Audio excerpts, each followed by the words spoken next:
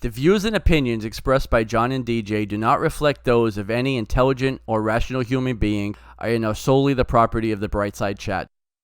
This show is a proud member of the Nerdy Legion Podcast Network. Get more at nerdylegion.com. Enjoy the show. Hey, welcome back to the Bright Side and issue number 147, where we don't know the name. Right, John? We probably do. You don't think we do? No, I'm very excited. I think it's in reverse this time, though. It's like we don't know the name because I almost put both of them in the title because I think we're going to have a good time deciding what the name is. I wasn't going to call it a book at all. Oh, really? No. I mean, we saw a little movie this week. Yeah, we did. But So, wow. So I could have gone with either name. We'll talk about that when we get to check out. We have Once again, everybody else already knows. Exactly. All of this is just like foreplay.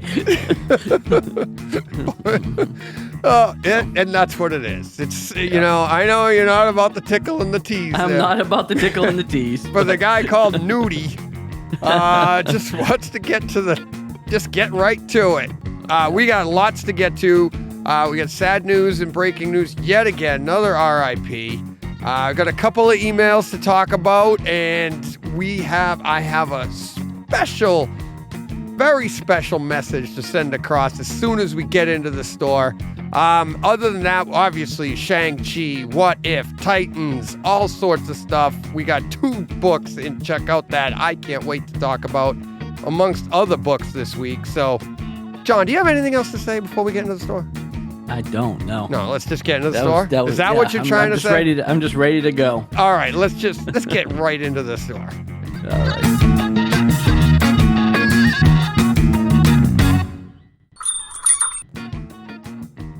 Okay, John, we're in the store. All right. Do you feel better now? Welcome in. Welcome in. Welcome in. Yes. I got to come up with some cheers or something for when we enter the store. Like, hey, Norm. Norm. Yeah, something like that. What do you say to a beer? Yeah. Going down. Oh, man. All right.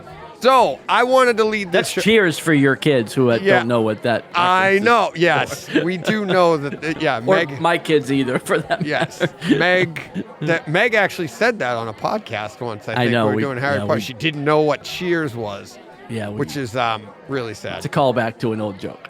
Yes, I know. There's all of those jokes. No, I mean he had those one-liners every opening, every time he came in. It was great. All right, so. Last weekend, Saturday, September 4th, was my 28th anniversary. Yeah. So my wife and I celebrated in great fashion. I went to work. She hung around the house with the dogs. We went to dinner. That was it. The big time. Yeah, I was going to say, you called me and talked to me for like 45 minutes. I was at work. And then I found out it was your anniversary. Right. I was at work. And, but when we got up in the morning, we did our little gift exchange thing where it's like a little bag here, and I gave her a couple of little things from the paper store or whatever, and she gave me a couple of Marvel things. Well, she gave me, I'll read what she gave me in a minute, but she gave me the Hershey's they're doing a promotion, I guess, with DC. I'll show them to the camera right now. Where's the camera? Right there. And it's like she got me. Cool. Do you see what I'm talking about? I do. I got 1 through 10. The only ones I'm missing are 10 and I think it's 8.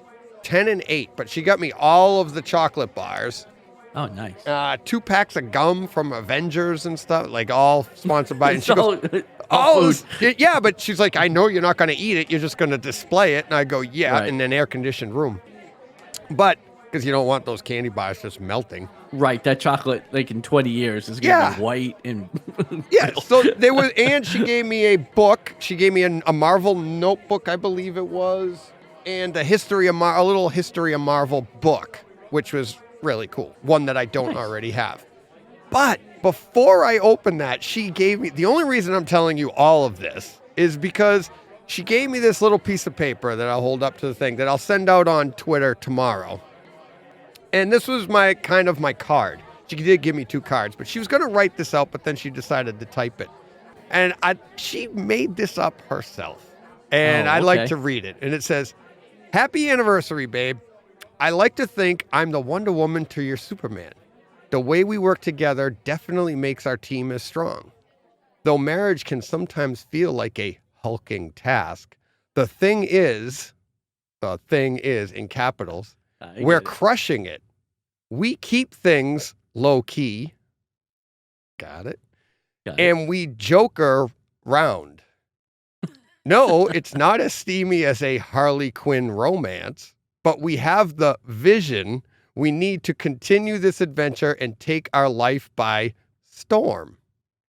My poem can't do our time together justice, and it is going by like a flash. But here's to 28 more marvelous years of love, friendship, and adventure. I love you." And that was it. So, that's awesome. Yeah. The most impressive part is that she knew all those characters. That's what I said. I go, not so much that she wrote that, it's that she knew the Thing and Storm. Yes, and exactly. Those were the ones that I was like, because they weren't in movies recently, you know. Right, exactly. And she's like, "No, I've seen Fantastic Four with you." I was like, "Holy crap, you even know where he's from." But I was like, I was blown. Oh, man, she's a keeper. Yeah. I mean, now it's... Took you 28 years 28 to find years, out. It's tough to throw her back, you know? Yeah. But no, that's exactly what I said. Those were the ones that jumped out at me. I'm like, I was like, oh, and I even said to her, I go, Vision's pretty cool too. And she goes, "Well, we did just watch WandaVision." Yeah, that one. She goes, I got that. And she did really like WandaVision. But I was like, "How long did this take you?" She goes, "I did it this morning." I was like, "Are you kidding me?" And now, meanwhile, this is like It took you a month to write that. Oh, yeah. Well, yeah, I would have had trouble with, like, how do you spell think? I would have been dictionary and regular words. No, now, mind you, this is like 7:30, 8 o'clock in the morning. It's not like I'm rolling out of it. Because I did it this morning. I was actually at work by 8:30. So this had to be, like I said, around 7:30 in the morning. But she's up with the dogs at like 5:30, 6 o'clock, and she was sitting on the couch, and she's like, "Oh," and she'd been working it out in her head, and she was like, "Oh, okay." Because I thought it was going to take her a few days to look up all different names and go, "Oh, I could use this name," and I could like, where did she get Storm? And the Thing. It's like, I mean, it's like everybody Hulk stuff, but I was like, that's what I was blown away with. I was like, holy crap! So I'll post that tomorrow. Yeah, I was very impressed, and I told her, I go, I'm reading this on the podcast. She's like, okay. Yeah. She's like, that's why I wrote it. Yeah, yeah. She won't come on, but she'll write me. Right. I was like, "You want to be my writer?" Like, you be right, because clearly the stuff I'm saying isn't working. So right. So, but so that was exciting, very exciting. And because of that, I guess I had to pay for dinner. I guess, yeah. So, all right, which email do you want to do first? We have 2 emails today. You know what we got. Me. You want to get? I do. Let's get the big one out of the way, and we'll come back to that one. So, we got an email this week to bring up the Substack again, and it says, this is going to be a little bit long, but it's a different point, but kind of the same. And John and I are like, we're not really sure at first, but then, we'll talk about it afterwards. So it says, "Gentlemen, longtime listener, just wanted to chime in on the conversation about Substack from a couple episodes ago. I know that John runs a brick and mortar comic book store, so I understand why he shares the point of view he does. And I certainly don't blame any creator nor Substack for making the moves they are making. And the reason is simple. The comic book industry refuses to evolve. Substack is providing creators with an advance on their work, full publishing and intellectual rights, just like a publisher like Image would. But on top of that, art, design, editing, legal, and other services for a 10 to 15% cut of subscriptions. Let's take a look at the economics in print comics. Looking at some numbers from a couple of years ago, let's say a book of $3 sells 45,000 copies, more than most indie books sell, let's be honest. For the sake of easy math, roughly half of that cover price goes to comic shops. 15% goes to distribution, 25% goes to print cost, leaving our hypothetical indie superstar creator with roughly 10% of sales, which he or she then has to share with a creative team and a publisher. The math breaks down to said writer taking home anywhere between $35,000-$40,000 per year to put out said book. No wonder guys like Cullen Bunn or James Tynion turn out 5 to 6 books a month. Certainly, they are often making less than the figures I stated above from their indie work. Working for Marvel or DC may end up being more lucrative if you gain enough momentum to write a Batman or Spider-Man, but then you don't own any of your work. The contract and residuals may be enough for some, but the creatives want to be able to do whatever they want with their creative work. It's no secret why turning comic books into movie franchises has become a focus. The money is still there, pandemics or not. The problem isn't that creators are leaving mainstream comics to go to Substack, but why they are. For decades, the industry has completely ignored the fan base. It has continued to focus on print over digital, and so the comic book buying demographic has continuously gotten older. It has failed to embrace technology that would make sales and distribution easier, simpler, and more streamlined. It has failed to create exciting and engrossing storylines over increasing and bottom line through relaunches and price increases in order to keep comic book shops afloat through incentivized series, cover gimmicks, and appealing to a diminishing speculator market that keeps it afloat. How many comics remain unsold on shelves? Why are those numbers never shared? How many shops are given robust enough inventory solutions to be able to track profit margins to the penny? 0. Because regardless of how much publishers and distributors push the idea of supporting the comic book stores, it is stores that bear the brunt of the money bleeding. Will folks miss out on new stores because their favorite creators are moving to Substack? Of course. But those people would never move to any other medium that isn't print. Will they quit buying Batman or Spider-Man? Of course not. Creative teams change all the time. People love it. People hate it. The book goes on, and the next superstar creative team rises to the top. That is simply the cycle of comics. Eric Larson has been working on Savage Dragon for 30 years, and he is perfectly happy with the audience he has because they are diehard fans who will follow him wherever he goes. Is he selling 100,000 units? No, and he doesn't care. He does want what he wants. Pay his bills and keep his fans happy. He does what he wants. Pay his bills and keep his fans happy. The same will happen with anyone moving over to Substack. Some folks will come over because they go wherever that creator works. The plus side of Substack is that the creators have full transparency of who their audience is, what appeals to them, what is being read or ignored, etc., because Substack provides them with all the data they need to be successful. If the comics industry would have invested in the shops and customers they care so much about 30 years ago, it would probably be in a much better place. Just my thoughts, Spencer. So, I read that. Yes, it's lengthy, but I thought it deserved being read because somebody put the time into that. Spencer puts the time into that, and you're like, okay. And it's the business side of it. And let me just say this before you start. I think he's saying a lot of the things that you've said, not about Substack, but over the years talking to you, it's how many times have you mentioned that, like, oh, I wish we could have got a heads up that this book was coming out and we could have bought, you know what I mean? Marvel does it to you all the time and stuff. Do you feel like that's what he's talking about? That's what I got the sense that he meant. Like, you're not being supported the way you should be. And it's a shame that it's going to take a place like Substack, which you don't get the benefit of, to point this stuff out? I mean, I don't think Substack is pointing any of this stuff out. Like, there's nobody that's in the business of comics that doesn't know all of that already. Like, I don't disagree with a single thing that he says there, you know? Right. But, you know, like I said, like I texted you after you sent me that. At the end of the day, it's like not the whys or the who's to blames that matter anymore. Like, that just doesn't change the economics for me. Like, we can point fingers all over the place. I'm not even mad at those guys anymore. Like, I just don't really even care that much anymore. It's just that like anything that affects the economics of the bottom line for the stores is all I care about, you know. Right. And these guys sucking money out of the industry, you know, it just is it hurts the stores. Like, I don't know that.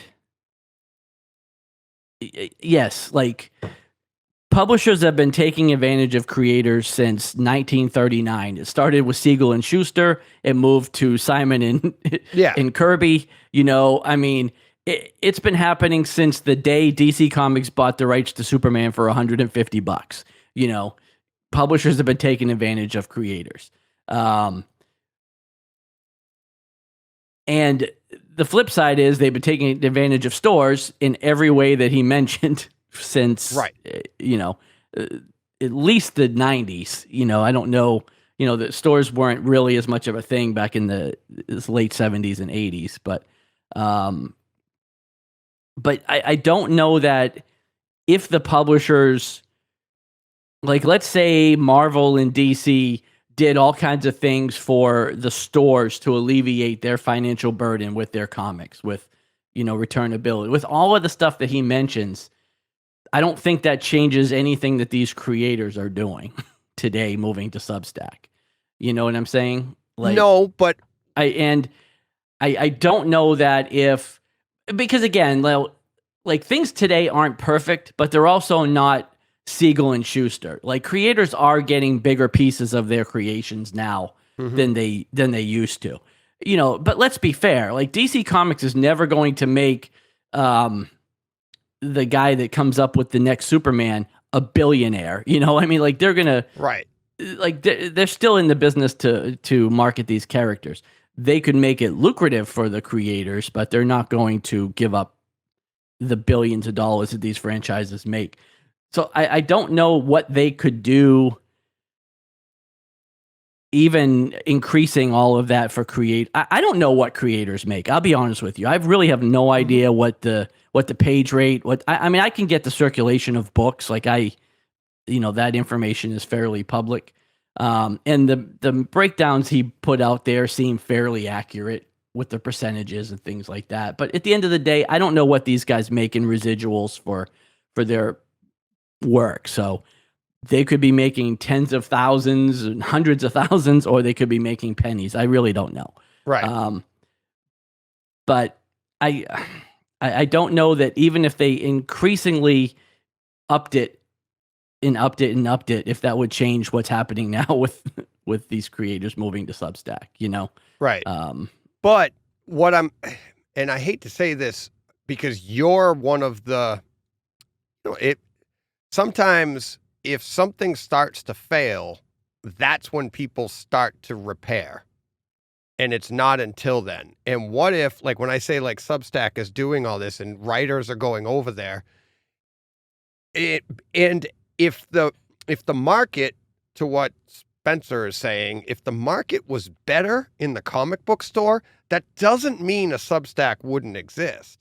It doesn't. Right. He's even saying in the email, like, they should have gone to digital a while ago.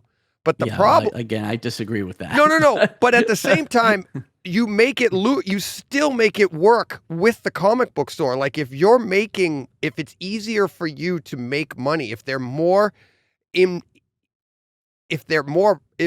of a partnership with you where they tell you just a simple thing like, this is going to be a hot book, promote the heck out of this, and it's easier for you to make money.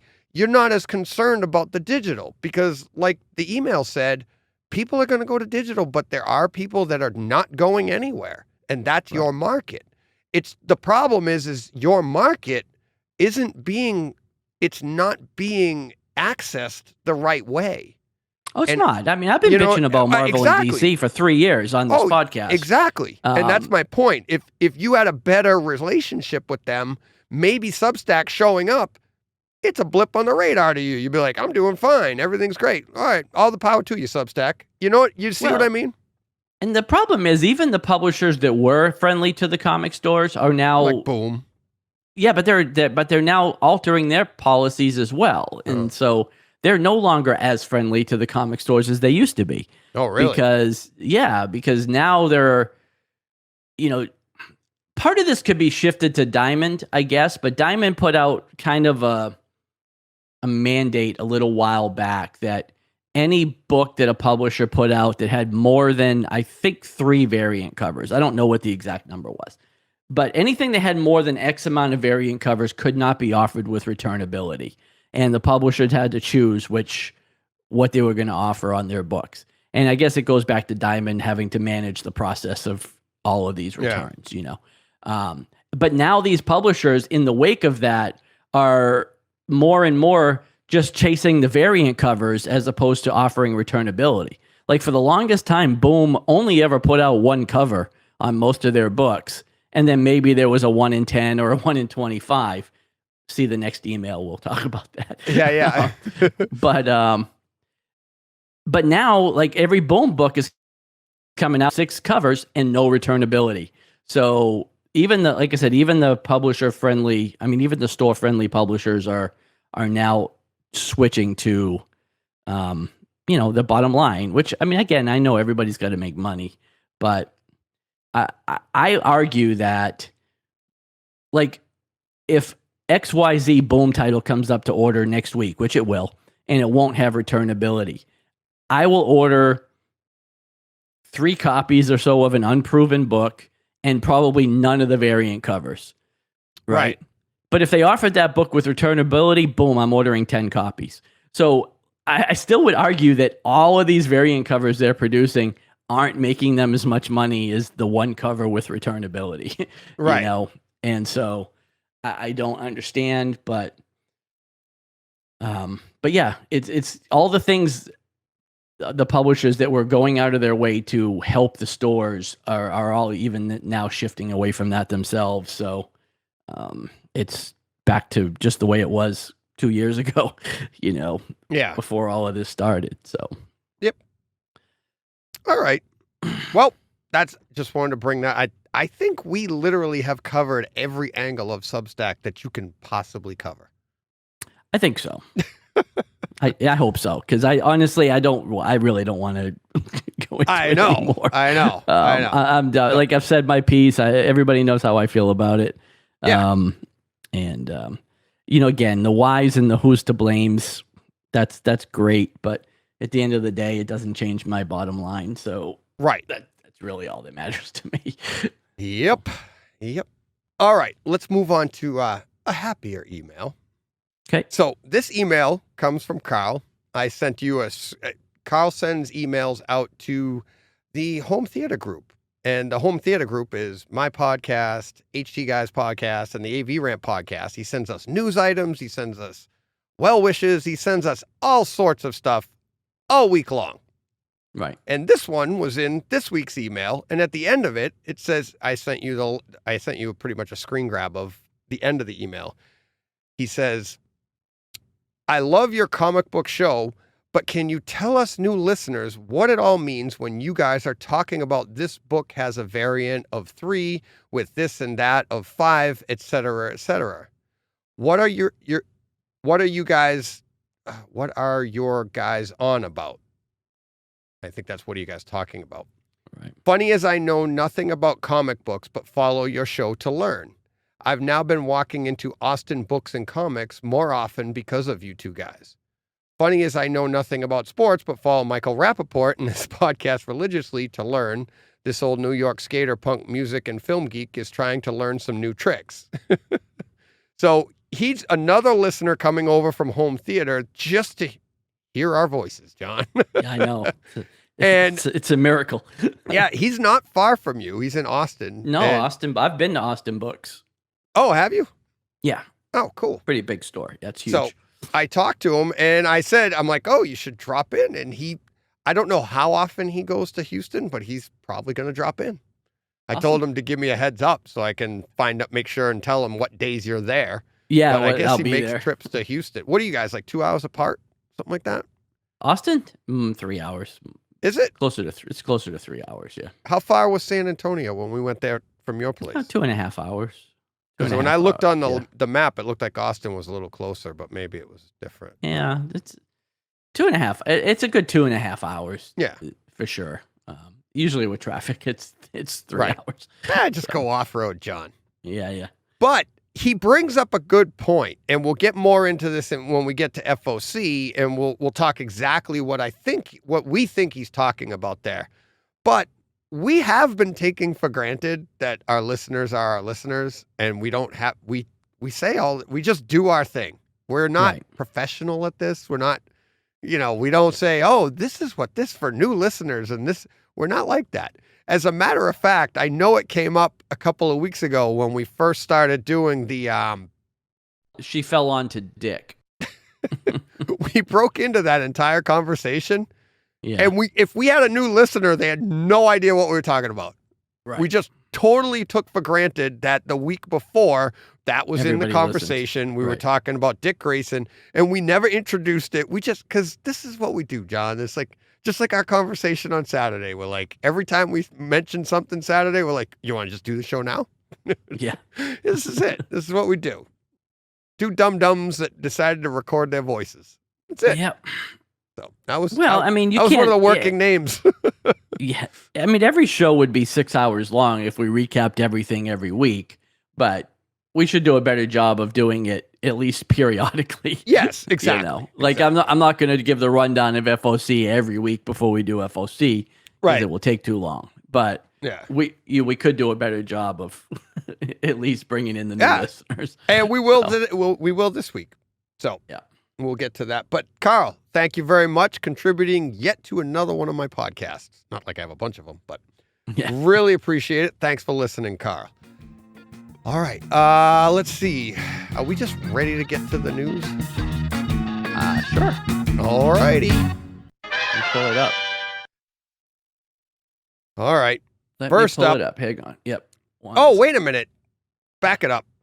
Okay. All right. Before we get to that, I have them all here. Let's tease Kryptonite because it's going to be a long one. Do we want to lead with the big one or finish with the big one? Spoiler free. I know you're making a joke now. It doesn't matter. Okay. It doesn't matter, honestly. I know. Look at you. All right, let's do Shang-Chi right off the bat. Shang-Chi. See? Shang-Chi. That's why I said it that way, so you could correct me, because that's what everybody's doing. Every podcast I hear, it's like, it's not Shang, it's Shang. It was Shang-Chi for me for the last 51.5 years. Yeah. It's been Shang-Chi for a week or so now. I'm just going to call him Shang-Chi. Yeah. Little spoiler there. Yeah. So, spoiler-free, John, what'd you think? Maybe my favorite Marvel movie. All right. Of the group, yeah. Spoiler-free. Not so much. All right, John. So, what if this week? What did you think? We'll get more into... I liked What If this week, actually. Did you? We are going to battle in Kryptonite. I did not. I mean, not my it's my favorite least episode, favorite of the entire series so far. But I liked it. I thought it I thought it opened up some things that may actually play directly into like Doctor Strange 2 and yeah. So I don't know. I liked it. Interesting. I did not like it. I did like it. I can't say that. I mean, kind of like Shang-Chi. I did like it, but it's not like this week's What If is my. I mean, it's not my favorite episode. Right. Yeah, it's not my favorite episode, but I enjoyed it.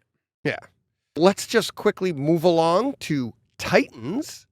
What did you think of Titans this week? Titans really cheesed me off this week.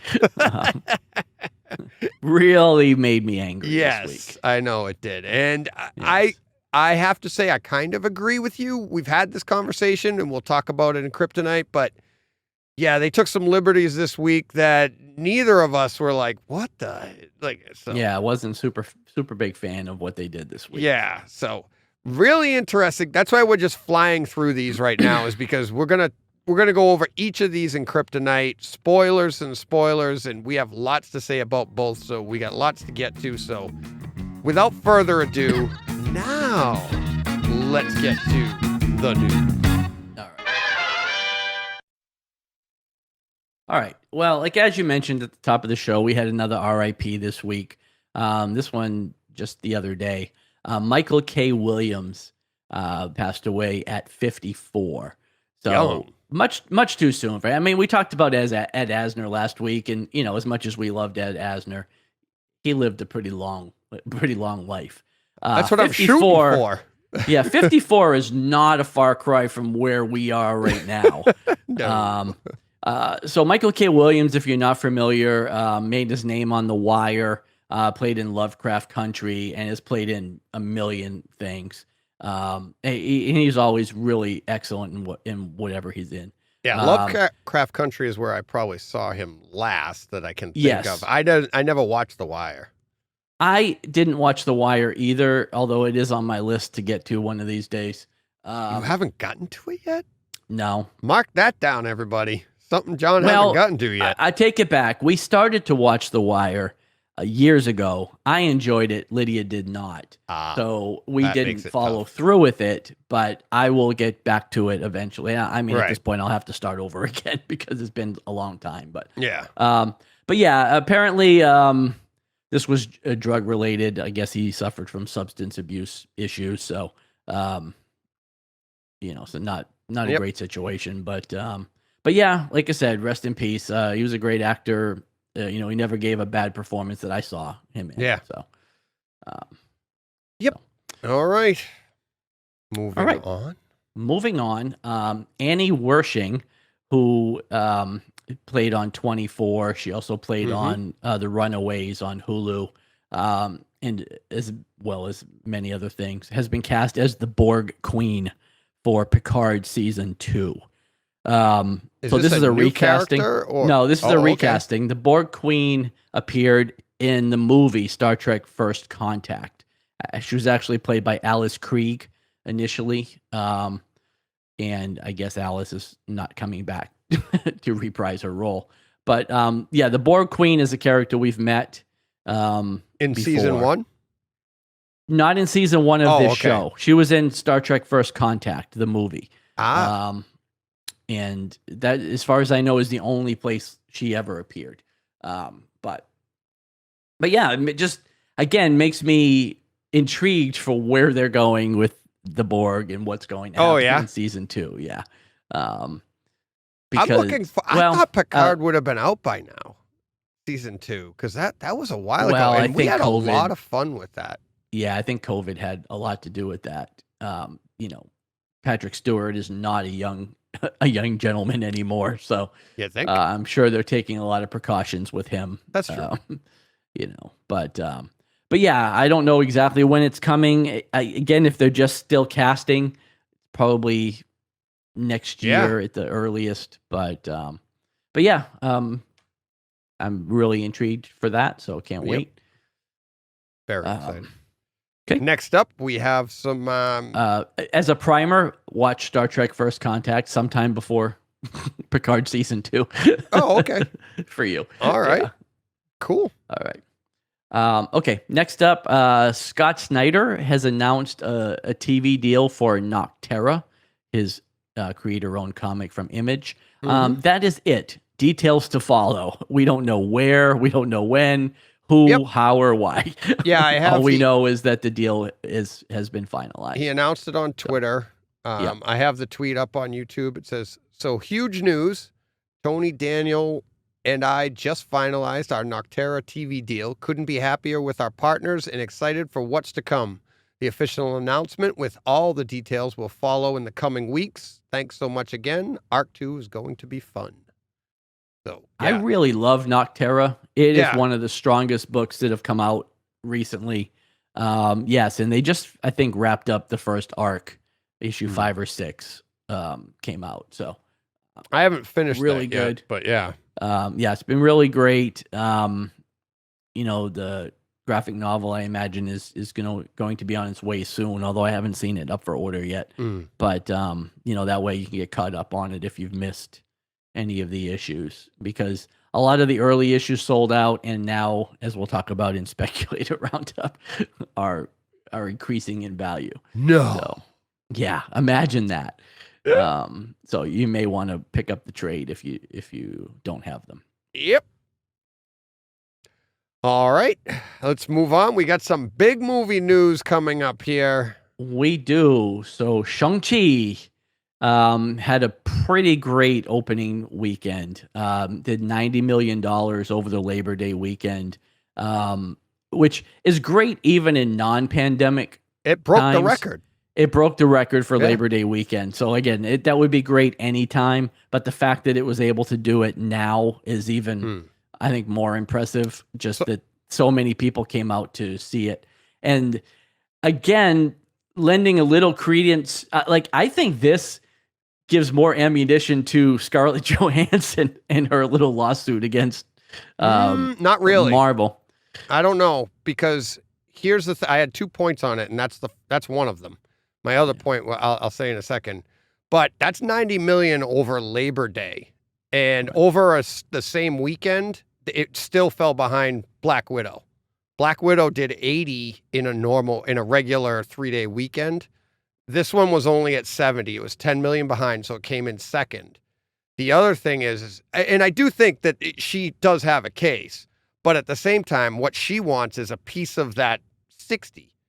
And this is one of the points I wanted to make. It really had nothing to do with Scarlett Johansson. It was more to the Shang-Chi did 90 million. And that that's only 10 million more than Black Widow. And you could have stayed home and watched Black Widow, and Black Widow did 80 million. But I think that 80 includes Disney Plus. No. The 80 million the first weekend was 80 million and 60 on Disney Plus in the first week.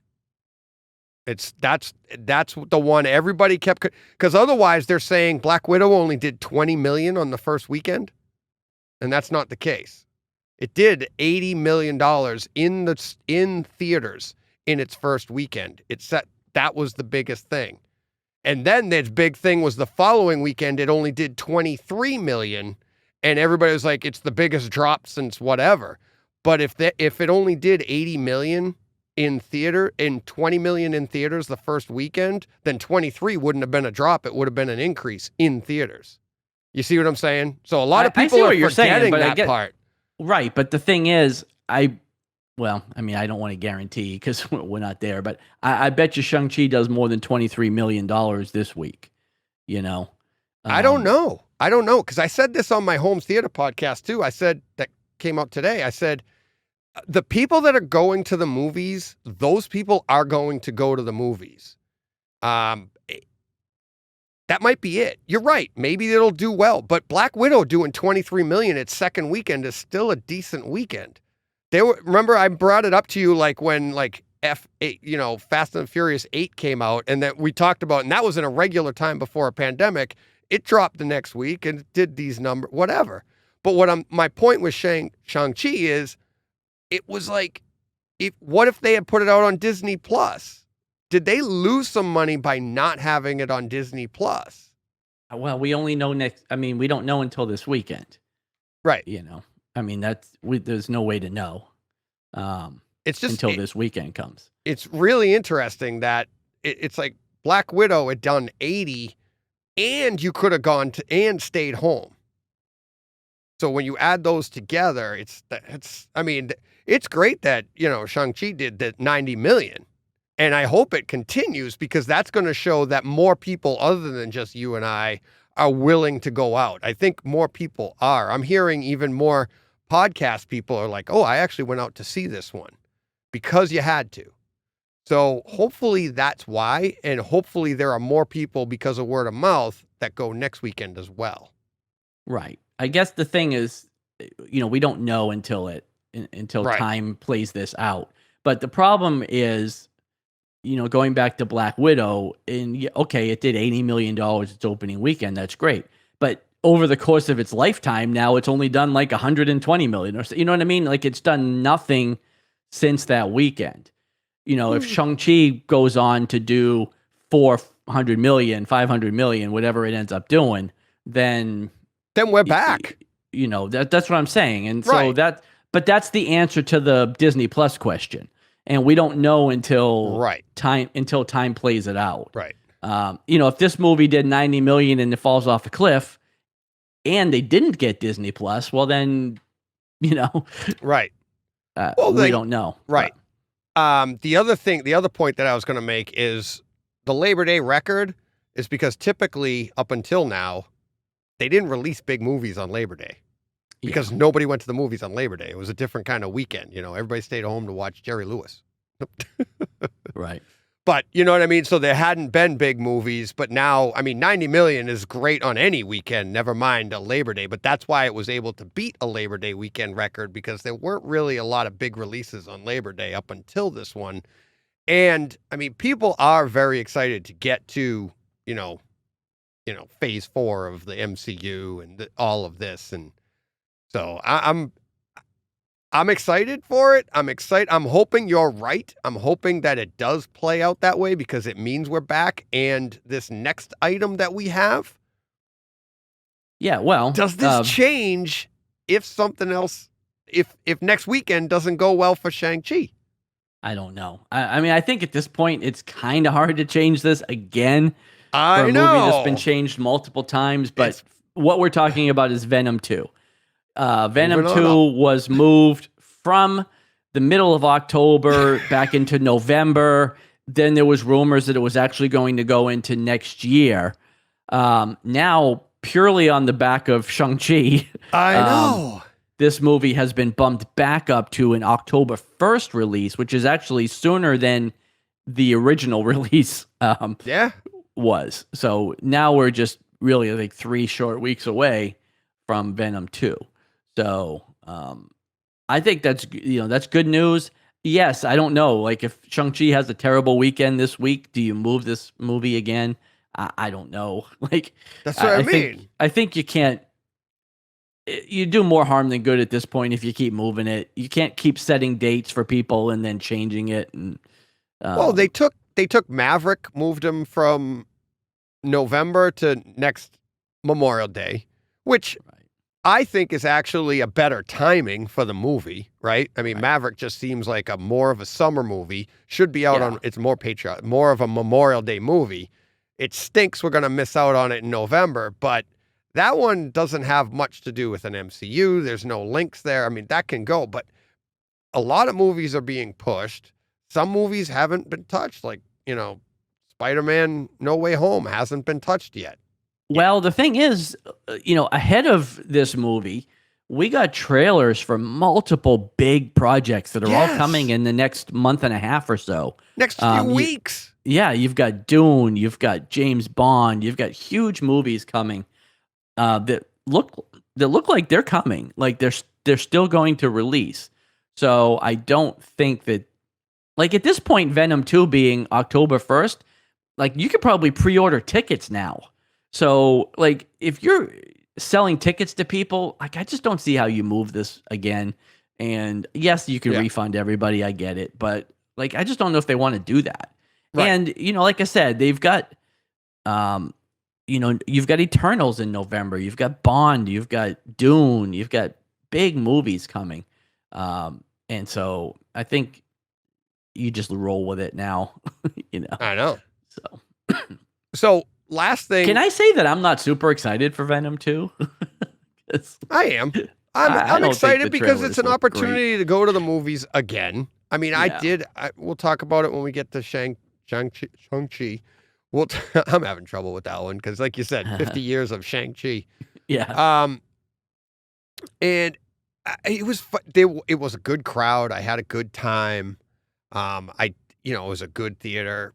And you know what? That's what it's all about. And that's what I'm looking forward to on Venom 2. I'm looking forward to with Dune. I'm looking forward to any of these movies that are coming out. I'm looking for that crowd. I'm looking to have a good time. And speaking of the crowd, I dropped this in right here. I went to Boston Expo, Fan Expo. Oh, yeah. On Sunday. So I hadn't planned on going. And then Joe he had a wedding to go to in Boston, and he stayed in Boston all weekend. And his girlfriend it was her brother's wedding. So she had all day Sunday to get ready. They had plans and everything. And he was just waiting in the hotel room from 8 o'clock to 4 o'clock. And he goes, Dad, you want to come in and go to Fan Expo? And I'm like, sure. Yeah. So I went in, keep him busy or whatever. We went across the street from his hotel and went into Fan Expo. And I didn't have high hopes because there was, it was canceled. It wasn't canceled. Or, you don't know if it's going to take place. And you had a mask up, but it was a pretty good time. But I will say, we were at the last one 2 years ago.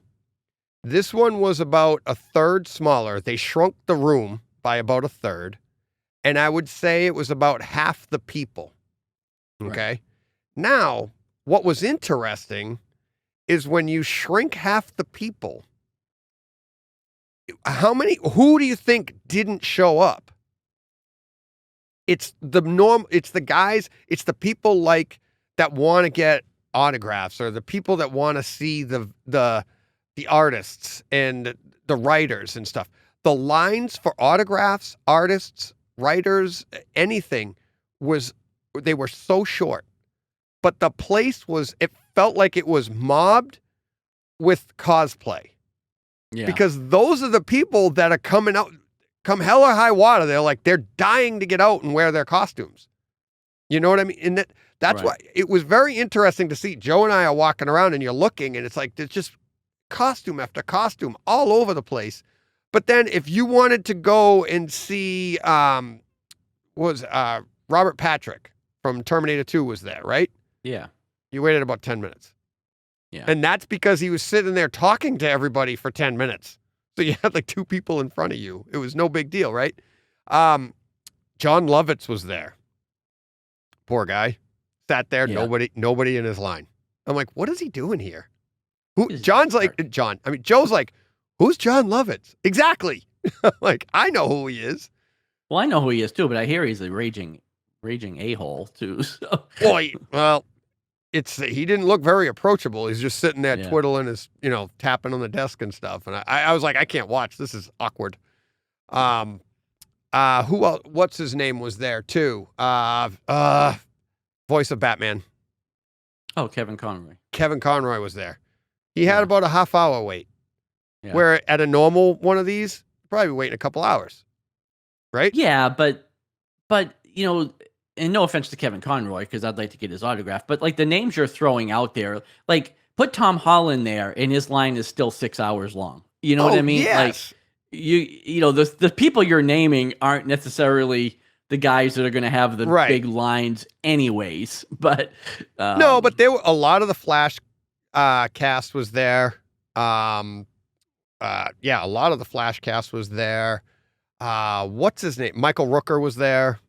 Oh yeah, and I like Rooker. Huh? I like him. I do too. Yeah. And I'd said to Joe, I'm like, I would have liked to have gotten Robert Patrick's autograph on my Laserdisc. Yeah. Jacket, get that autograph. That would have been fun. And Joe's like, we've got to start looking this stuff up before we come in and bring the stuff with us. And I'm like, you do. Well, yes. It's called prep. I know, but we had no intention. You know what I mean? There was no prep. It was just on the spur of the moment. You want to go in? Yeah, we'll go in. I got a new autograph this week. You want to see it? What'd you get? Yeah. Hold on. Okay. I'm going to go off camera for 1 second. Hold on. All right. All right. So I will just keep on talking while John does that, because this is what I do in my other podcast. But, John's back. That was quick. Now he's waiting to put on his headphones. There he goes. Right, puts on his.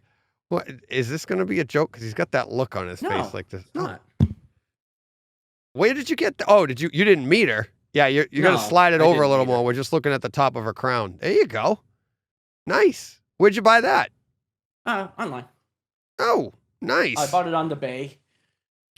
For everybody listening to the audio only podcast, he got Scarlet Witch's what's her name? Yeah, Elizabeth Olsen. Elizabeth Olsen's autograph. In blue, she's wearing the Halloween costume, her old costume from the show. It's a pretty cool image. Yeah. That's cool. Would you buy it on Amazon or did you get it was there on eBay? eBay? Got it on eBay. Oh, cool. Nice. That's pretty cool. Yeah. My only non-Star Wars auto right now. Oh, yeah?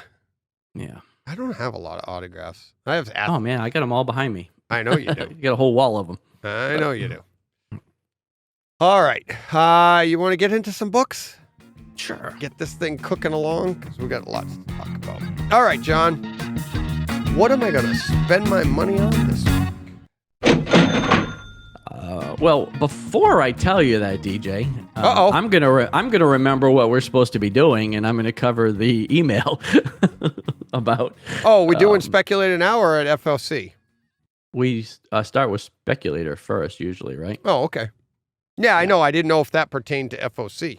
See, I didn't even. Well, we actually talk about this more in Speculator, I think, because Okay. those are the ones we talk about more. So, So the question was asked, and I'm not exactly sure what question he was asking because there's a couple of different things that it could be. So I'm just going to go through a really quick primer on comics and the way they're ordered, and hopefully answer his question. Yeah. So most comics come with your standard cover, which is usually called either the main cover or the A cover, or could even be the standard cover. And those are generally the ones you would see on the, in the most quantity. Those are the ones stores order up the most on. And Right. If you still saw newsstands or racks outside of comic shops, that's generally the one you would see, would be the main cover. But almost every comic in print these days has what they call variant covers that go alongside them. And basically all a variant cover is a different cover on the same book that you get with the main cover. Right. So the interior is exactly the same. It's just an alternate art version on the cover, and that is called a variant cover. Variant covers could be A, B, C, D, or in the case of Dynamite, it could go to F, G, H, I, or J, depending on how many variant covers they have. Most variant covers are the same cover price as the regular cover, with the exception of some of the DC. They do the cardstock variants, and they're generally $1 more. But again, you're getting the same book inside. So when I go through FOC and I say something has new series, number 1 with 6 covers, that means there's a main cover and 5 variant covers that are going to go with it. Right. Mostly I'll just say multiple because if there's anything more than like 2 covers, I just say there's multiple covers. So that's kind of what that means when it comes to variant covers. And then the other thing is what we call ratio variants. So when we say something like it's a 1 in 10 or a 1 in 25, what that means is that for every 25 copies of the main book and the open to order variant covers. So like if there's an A, a B, and a C cover, let's say, and they're all open to order, which means you can order as many of them as you want. Generally, they all count towards your total number of copies ordered. So you could order 10 of the main cover, 7 of the B cover, 8 of the C cover, and get to 25. But a 1 in 25 variant just means that for every 25 copies you order of that book, you can get 1 of those variant covers that we typically get for the same price as all the other comics, based on whatever the cover price is and our discount. And then when I say something like it's selling for, so if I say, for instance, the very first thing in Speculator Roundup is Black Manta number 1. There's a 1 in 25 variant, and it's selling for about $50. So I'll say double ratio. What I mean by that is typically the rule of thumb is that whatever number variant it is, that's about how many dollars it should cost. So if it's a 1 in 25 variant, they generally sell for $25. A 1 in 10 sells for $10. So if it's selling for $50, it's selling for about double ratio, which is actually pretty good. Because again, you should think to pay about whatever the 1-to-1 ratio is. The other way that works is, let's say you order Berserker that had like a 1 in 250 variant cover or what have you. You're eligible for everything that also came beneath it. So if I order 250 copies of Berserker, I can get the 1 in 250 variant. But if there's a 25 copy variant, I can order 10 of those. If there's a 50 copy variant, I can order 5 of those. But you don't have to, and you don't get it I don't have to. Right. And you don't get them automatically. You have to order them. But generally, you can get any combination of the ratios that fall underneath the total order. So that's where it's beneficial for stores to, like in the case of Berserker, they ordered 300 copies or 500 copies because they get so many of the ratio variants that help offset the cost of the unsold books.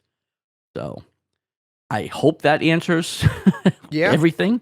And we'll do that again periodically so new listeners can understand. Yeah. But that's kind of what we mean when we talk about the different numbers of covers or the different things that come out.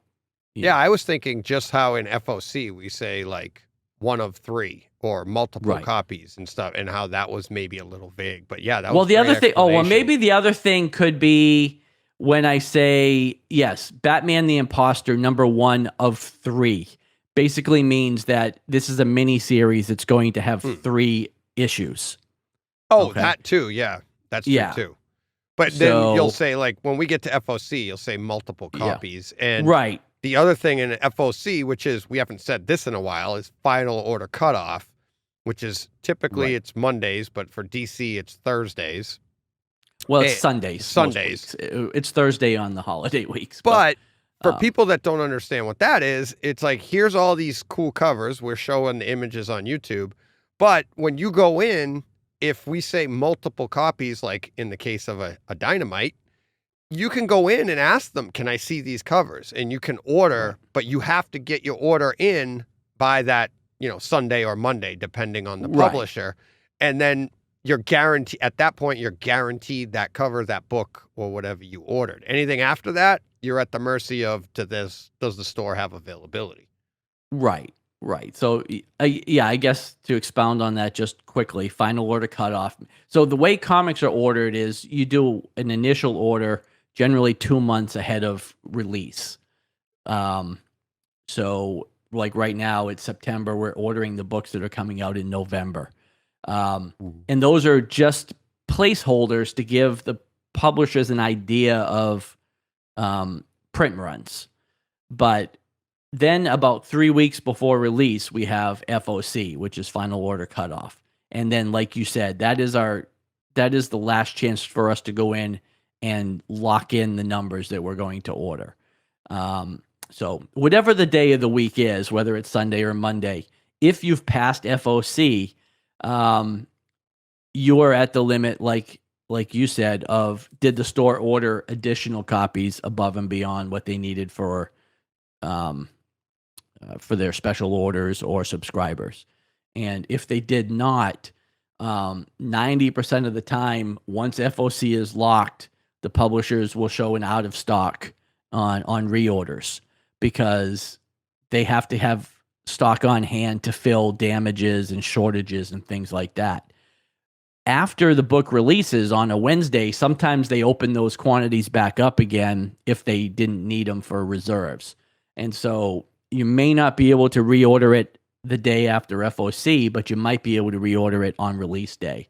So if you can't get a book ahead of time, you can ask your store on that Wednesday if they're able to get it, that day, because sometimes they open back up. Not always, but I've seen it happen more than one time. So just another PSA on how we order comics. Hey, it's great. It's helpful because if people understand that better, then it's easier for them to be more communicative with their stores. Right. But the best practice is to order before FOC. Absolutely. Like my store using Comic Hub, which is a system where you can use an app to do orders and things.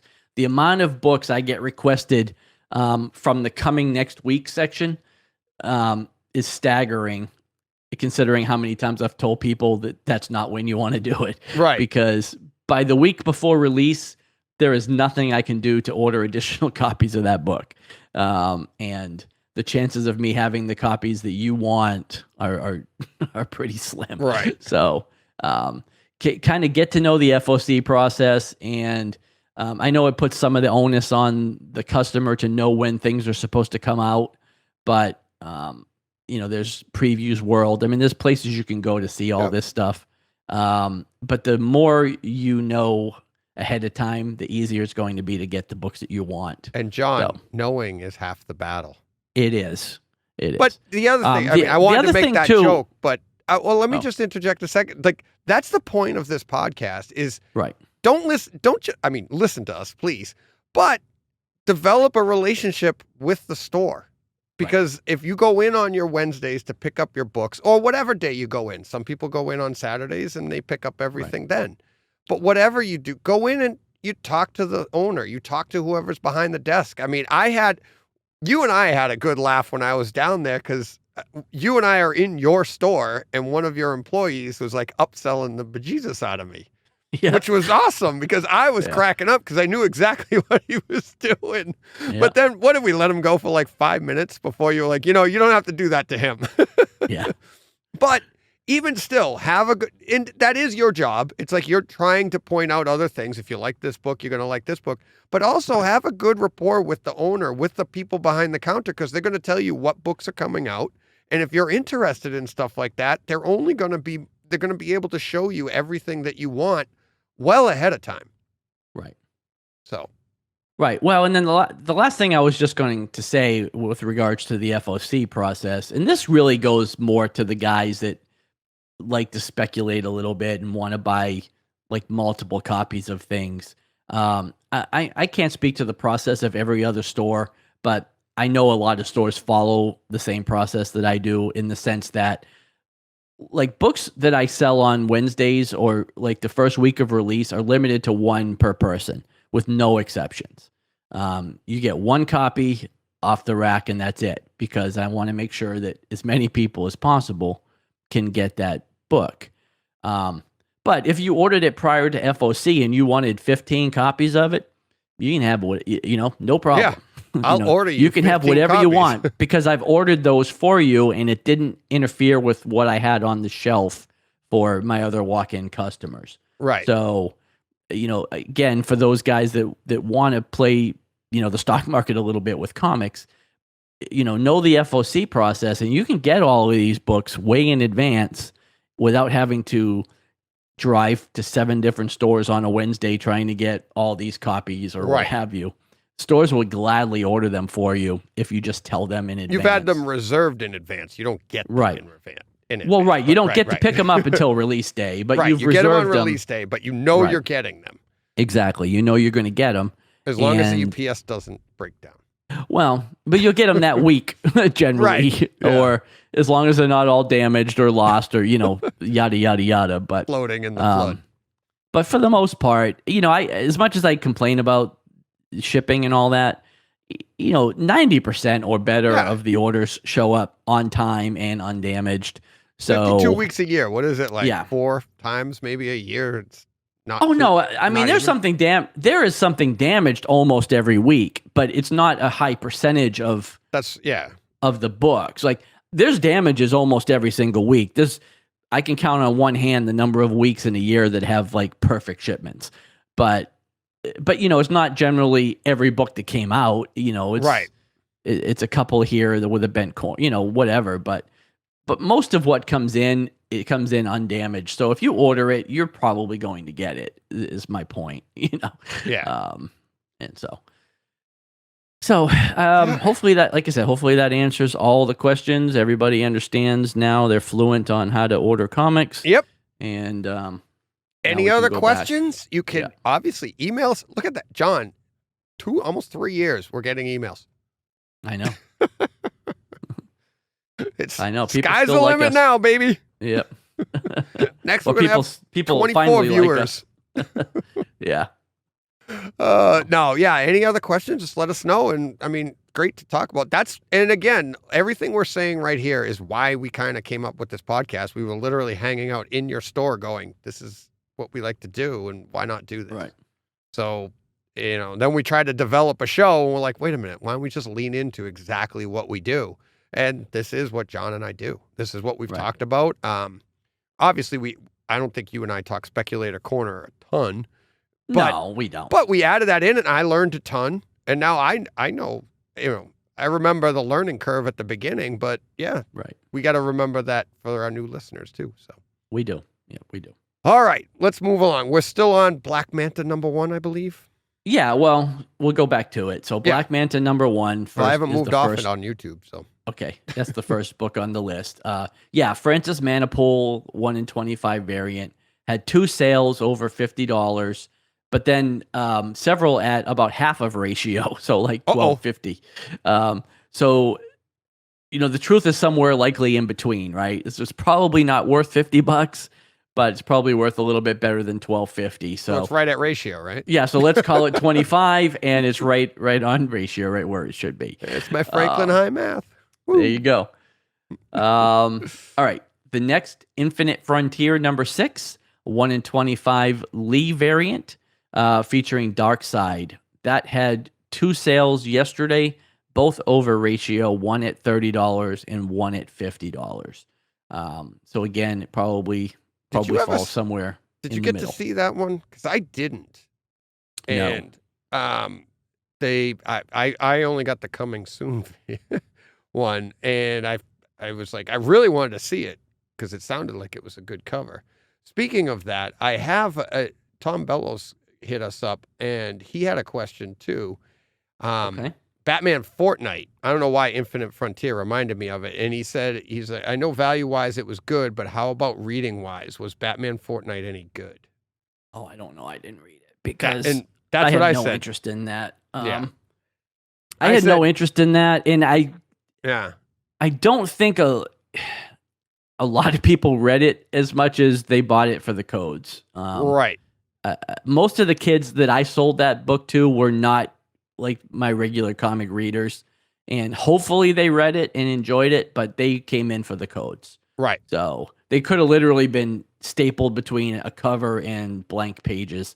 And exactly. They would have still paid $3.99 for them. My reply to him was, didn't read a word. It was a video game gimmick, so I wasn't really interested, but I'll ask John. And you basically said the same thing. Yeah, I didn't read a word of it. So there you go, Tom. So if you read it, buddy, let us know. Yeah, let us know. Maybe it was good. You may be the first. Right. So, all right. Moving along, we're on Last Flight Out, #1. Last Flight Out, #1, had multiple sales in the $10 to $12 range for just the #1A cover.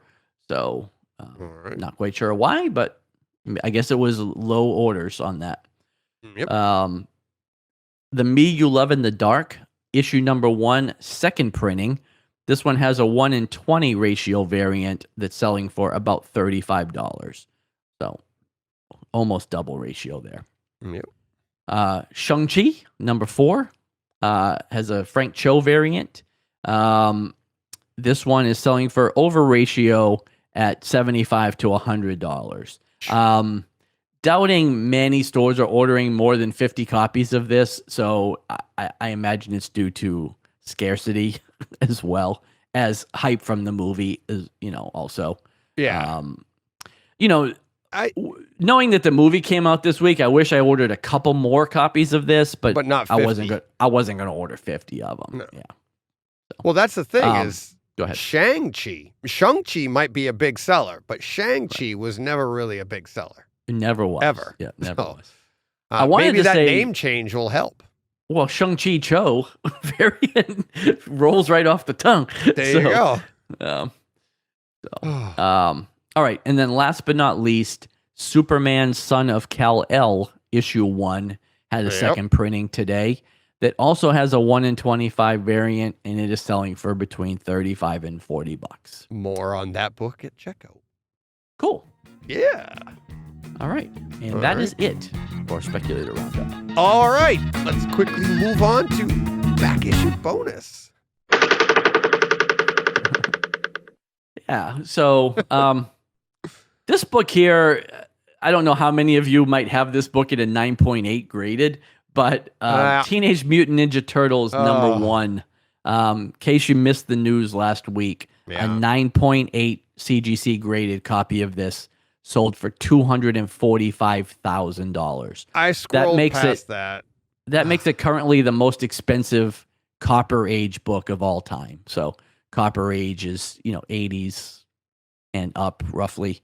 And again, not a lot of people have this, so it's kind of like it's just like throwing out there that Action Comics #1 sold for $3.5 million. It's not like you're going to go scour a back issue bin and find one of these. Yeah. I just think it's noteworthy that this book sold for such a large amount. That's pretty crazy. What's crazy is I know I had this. Yeah. In the 80s. Before anybody knew what anything was. Right. It's like, I know I've had this. I've held this in my hands. I know because this was, it came out in 84 or something like that. And this was right around the time when that's what I was doing.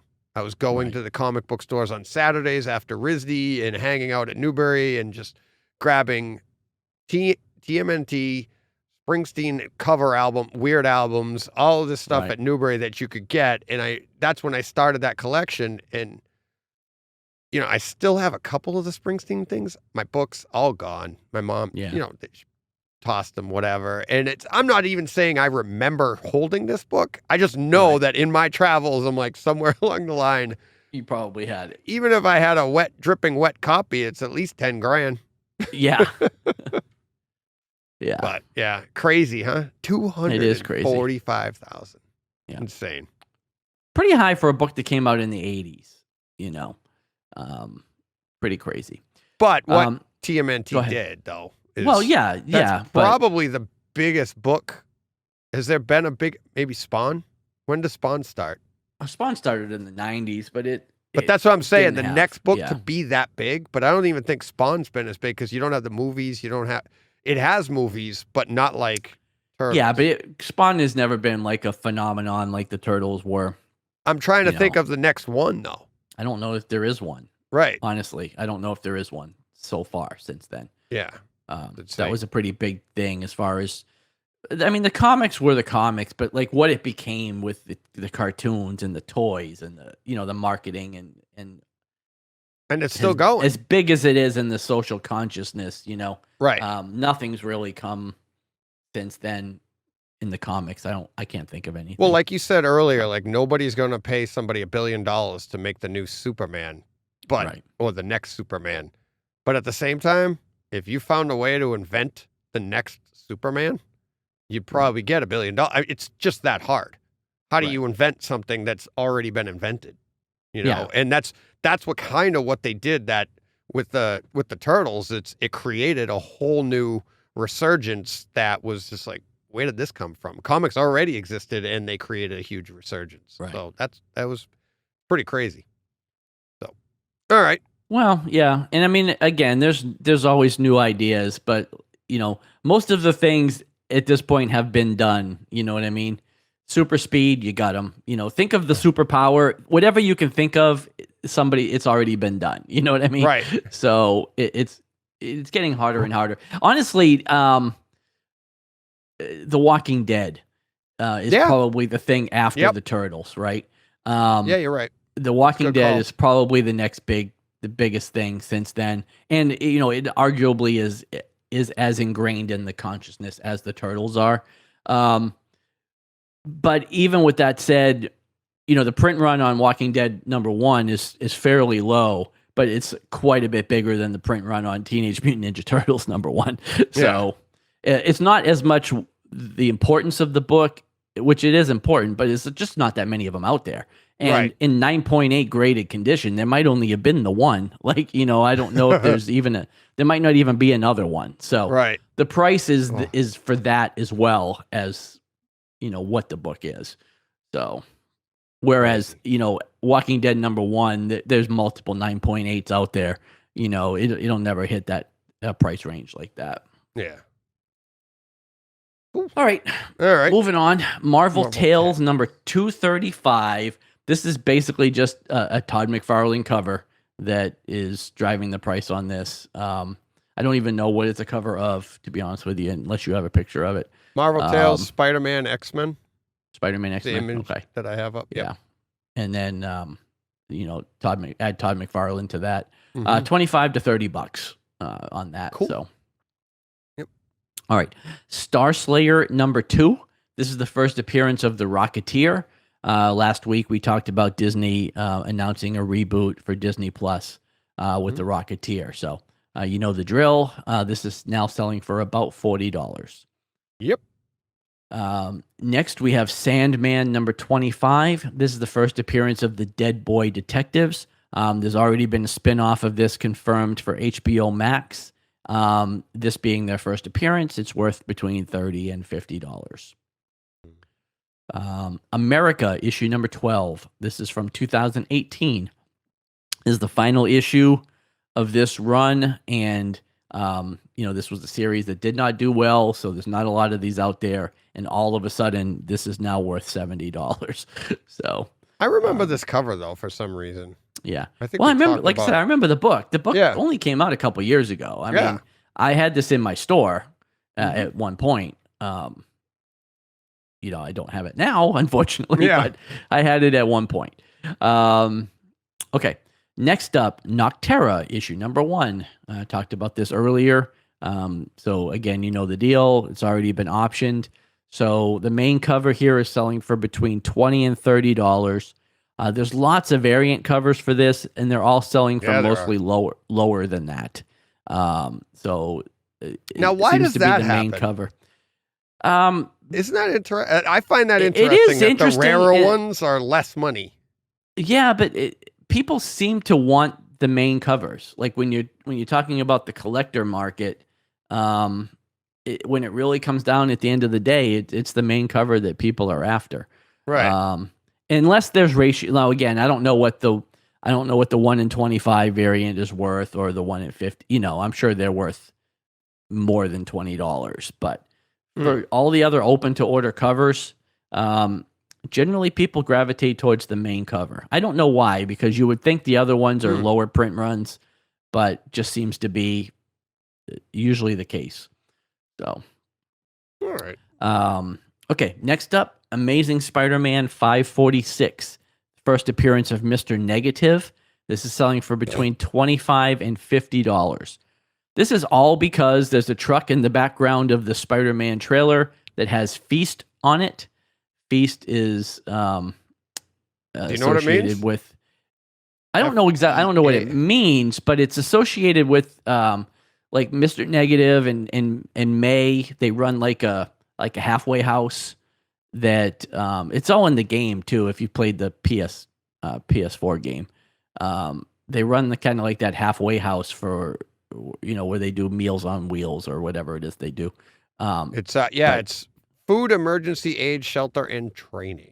Right. And he's, Mr. Negative's alter ego is, the one that Mr. Lee, I think his name is, and he's in charge of that with May. And then, you find out he's a bad guy. So, but yeah, because there's a truck with Feast on it in the trailer, people are speculating on Mr. Negative. Yeah. Mr. Negative. We got to get him on the show. I know. Oh, wait. I'm already here. I figured I'd open the door and let you say it. Yeah.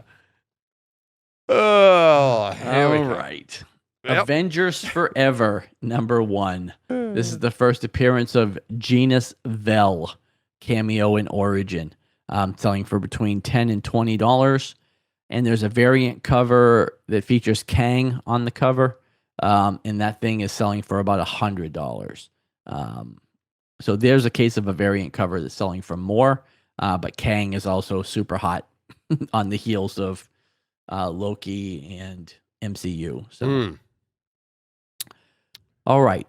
Amazing Spider-Man 337. This is the second appearance of the Sinister Six and the first appearance of Sinister Six 2. There's lots of copies of this out there. This was a 90s book that printed in the millions probably, but it's still selling for about $50 for a nice copy. So, check your bins for those. You might be able to find one. Uncanny X-Men number 282. This is the second printing, has gold foil on the title card, and selling for between $20 and $30. And then last but not least, New Warriors number 2. This is the first Midnight's Fire in the first silhouette. Midnight's Fire is a member of a group known as the Ten Rings, and eventually becomes an Ironheart villain. So it's pretty cheap right now, but with Ironheart, with 10 Rings, with all that stuff in the consciousness right now for Disney Plus and the MCU, this book could jump quite a bit. So might be worth keeping an eye on. Yep. That is it. All right. Let's move right along to FOC.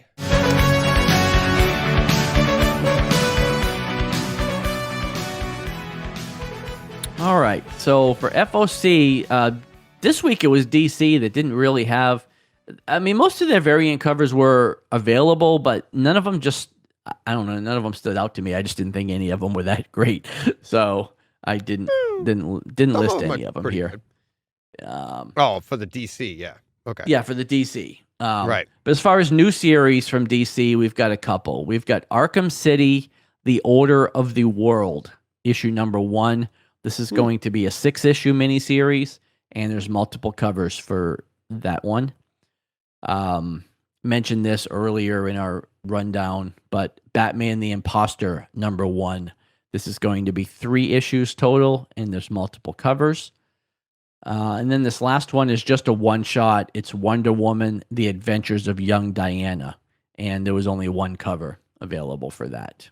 The artwork on Batman the Imposter that we have up on YouTube, is it me or does that cover kind of look like the Batman cover, like the Batman costume from the movie that's coming out with the shoulder pads? I don't saying? remember. Well, I can't see it. Oh, yeah. I don't really remember it. I didn't mean literally see, but yeah, I thought you remember the cover. But when you see that cover, it kind of looks like what the Robert Pattinson. Yeah, what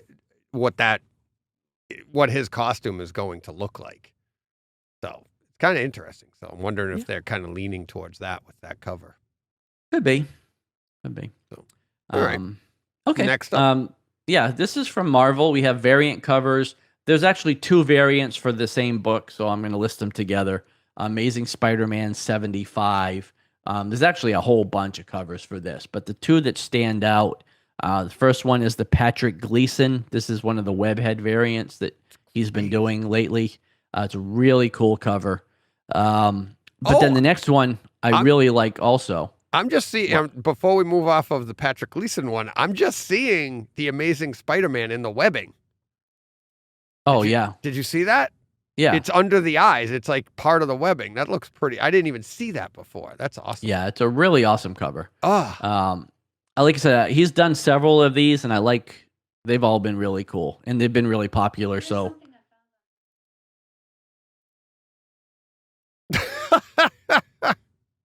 Hey, Siri. Yeah. What the heck is that? Alexa, stop. Now my phone, mine's going off. I don't know what that was, but it just started talking. I just said the S word, and mine went off on my side. I'm not sure I understand. It's like, what? We're having enough trouble keeping 2 hosts happy. I know. I don't need anybody else chiming in. Never mind a female voice. I'll get in trouble. Right. Yeah, exactly. Who was on that podcast when my wife is already calling? Look at that. Yeah, no. The Gleason cover, though, I was thinking also looks like something when we used to have, remember we used to do the ink boards and had to etch it, the negatives? That totally would have been an awesome thing. Would have been pretty simple to duplicate. Yeah, and it's pretty cool. Yeah, it is really cool.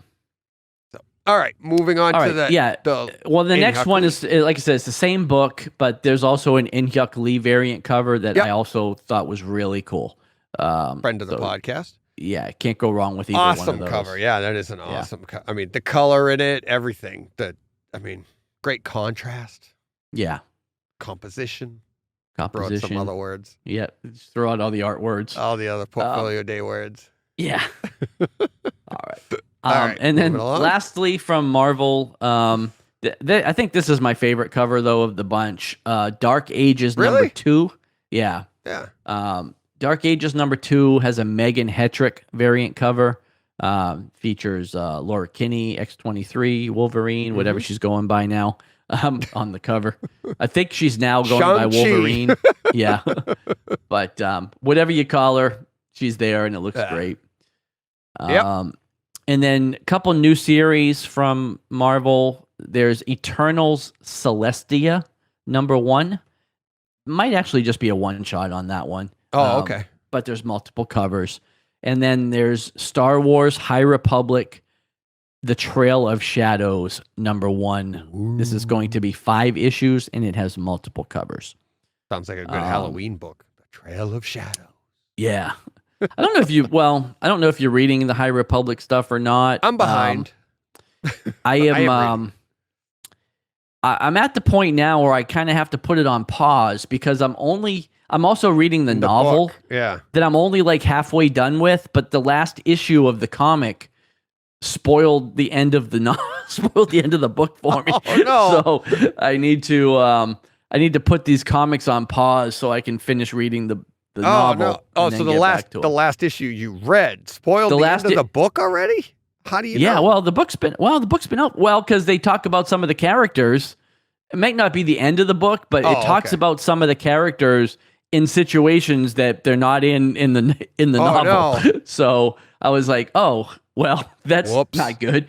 Yeah. So, I mean, the book's been out. I guess they're assuming that you've picked up the novel and finished it already. So, I mean, they can't hold the story forever. So, I mean, I understand they have to move it forward. They should put a warning or something. But I was like, I don't read these books that fast. So I need to back up a little bit.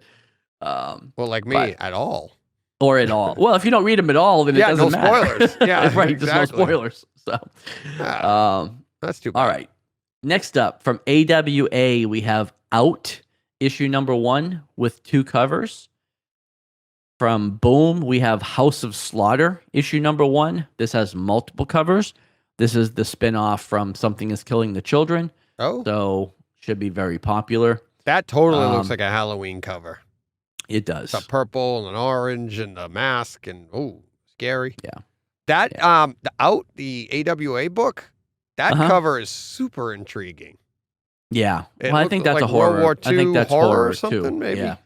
But it looks like a World War II Nazi Germany type cover. Very I'm really intrigued about that one. Yeah, it should be interesting. It's AWA, so I'm going to read it for sure. Pretty much. Okay, from Vault, we have World of Darkness, Crimson Thaw, number 1, with 2 covers. Ablaze has Cimmerian, Beyond the Black River, number 1, with multiple covers. Okay. And finally, from Dynamite, we have Jennifer Blood, issue number 1, with multiple covers. Yep. And that is it for FOC. Any idea what that one's about? Is that an ongoing? Has she been around, or is that a new story? Or I'm not Dynamite? sure. I'm not sure who she is, honestly. I've never seen a previous series with that character, so I don't know. But it looks interesting from the cover, anyways. Yeah, doesn't it? So I might check it out just to see. Yeah, I'm wondering what the purple lightning means, or if it's just for effect. It looks like, is she... Yeah, it could be just background, or it could be something, something. Yeah, exactly. Exactly. All right, let's get to checkout. All right.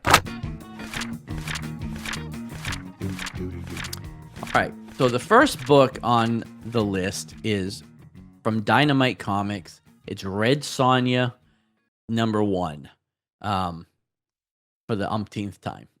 we've had a lot of Red Sonja number 1s lately. Yeah. This one is written by Mirka Andolfo. It has art by Giuseppe Cafaro. Cover art by Mirka Andolfo. So, I mean, on the the overall of this is it's like just your standard Red Sonja. Like it's just a new Red Sonja series with a new creative team. Of Mirka Andolfo, who's super hot right now. So she's trying her hand at this.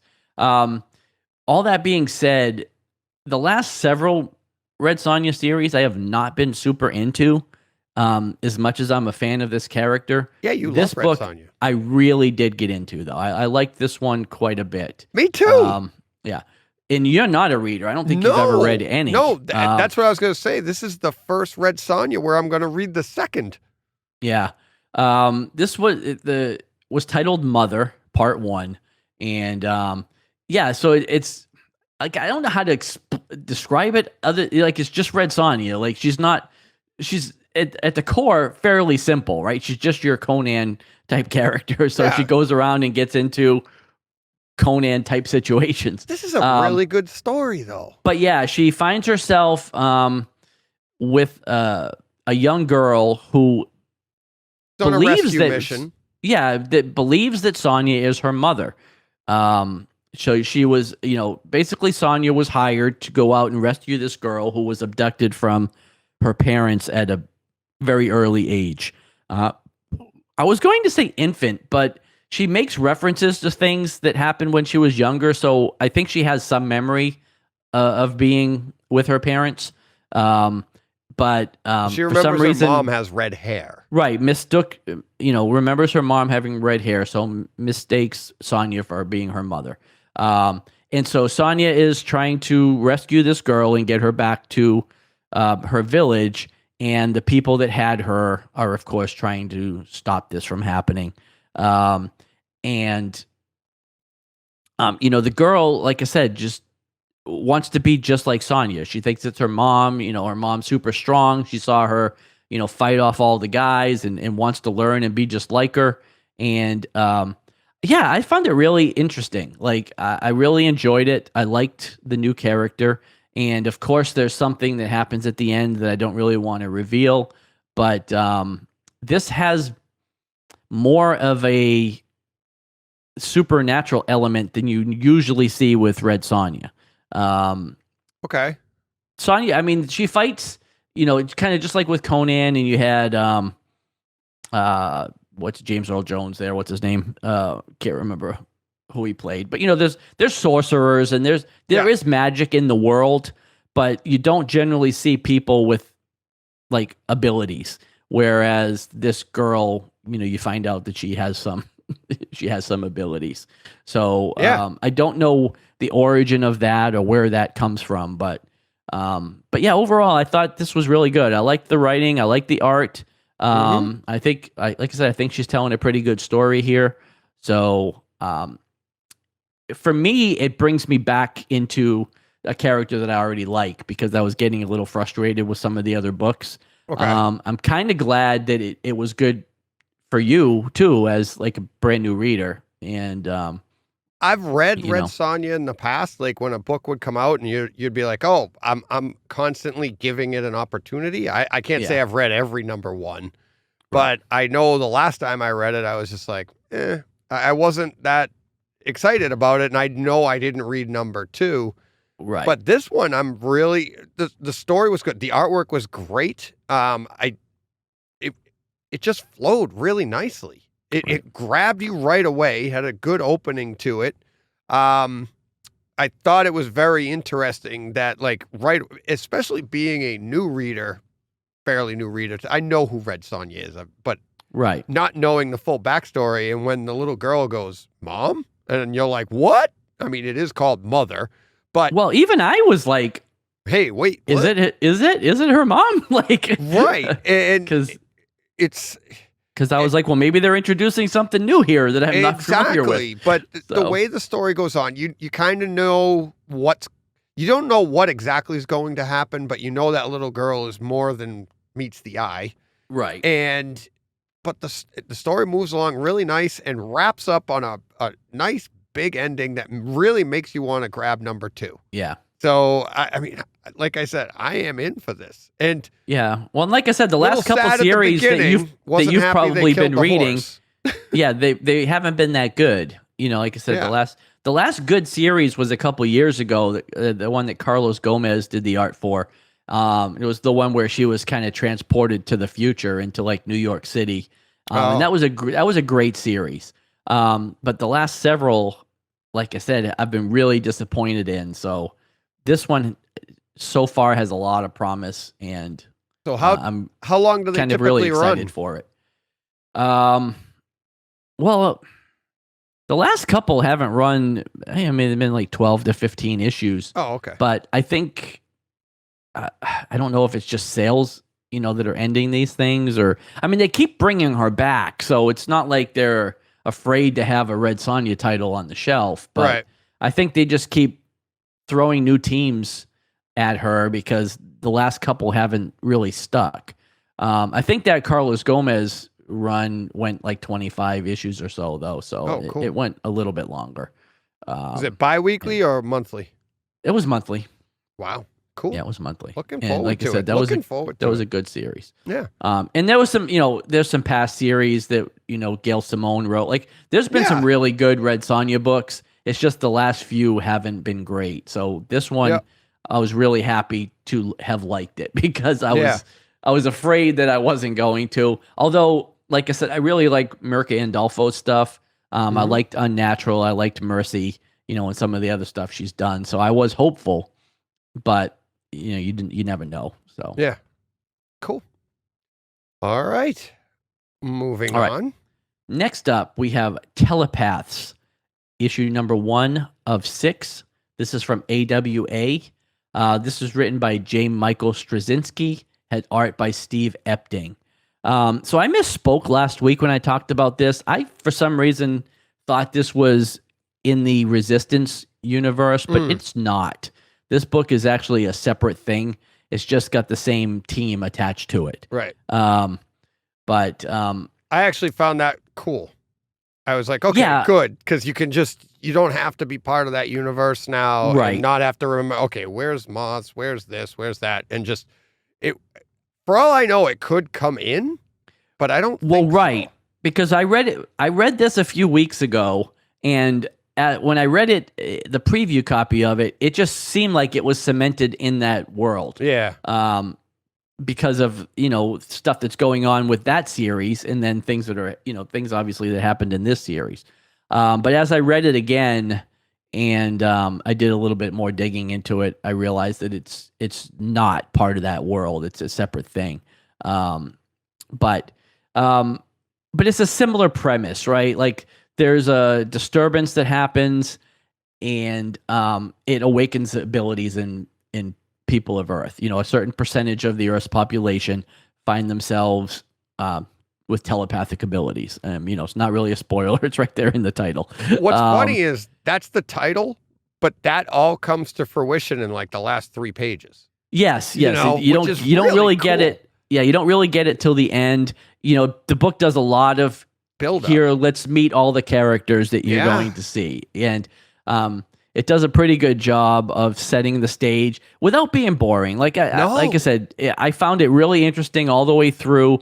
But yes, like, the powers don't come through until the last 2 or 3 pages. But they explain them to you all the way to the point that they explain every facet of what is going on and introduce all the characters. And you're not lost. It kind of jumps a little bit because you go from one character to the next, by the turn of a page. But like just explaining solar flares, explaining the study that was done in the 70s about the God helmet, and all of that stuff coming to mean that like this could really happen. And it was it was really interesting, and so you were so intrigued that by the time you got to the end of it, you had almost forgotten that, this is all about the title of the book. Right.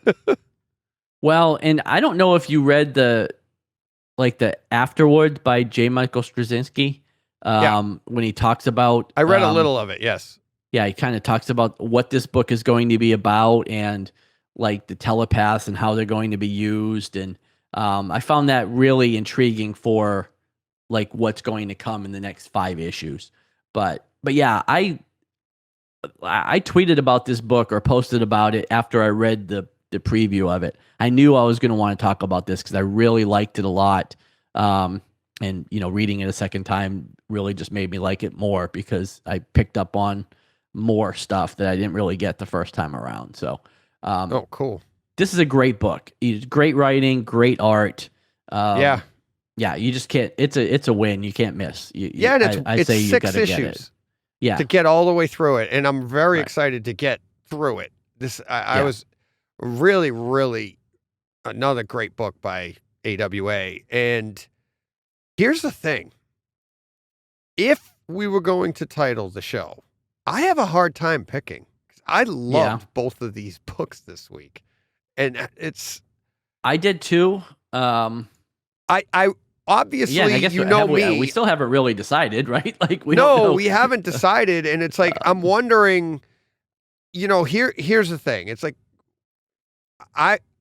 which do we do? Do we actually go to Shang-Chi because we can't decide out of the two of them, or do we pick one of them, or do we do?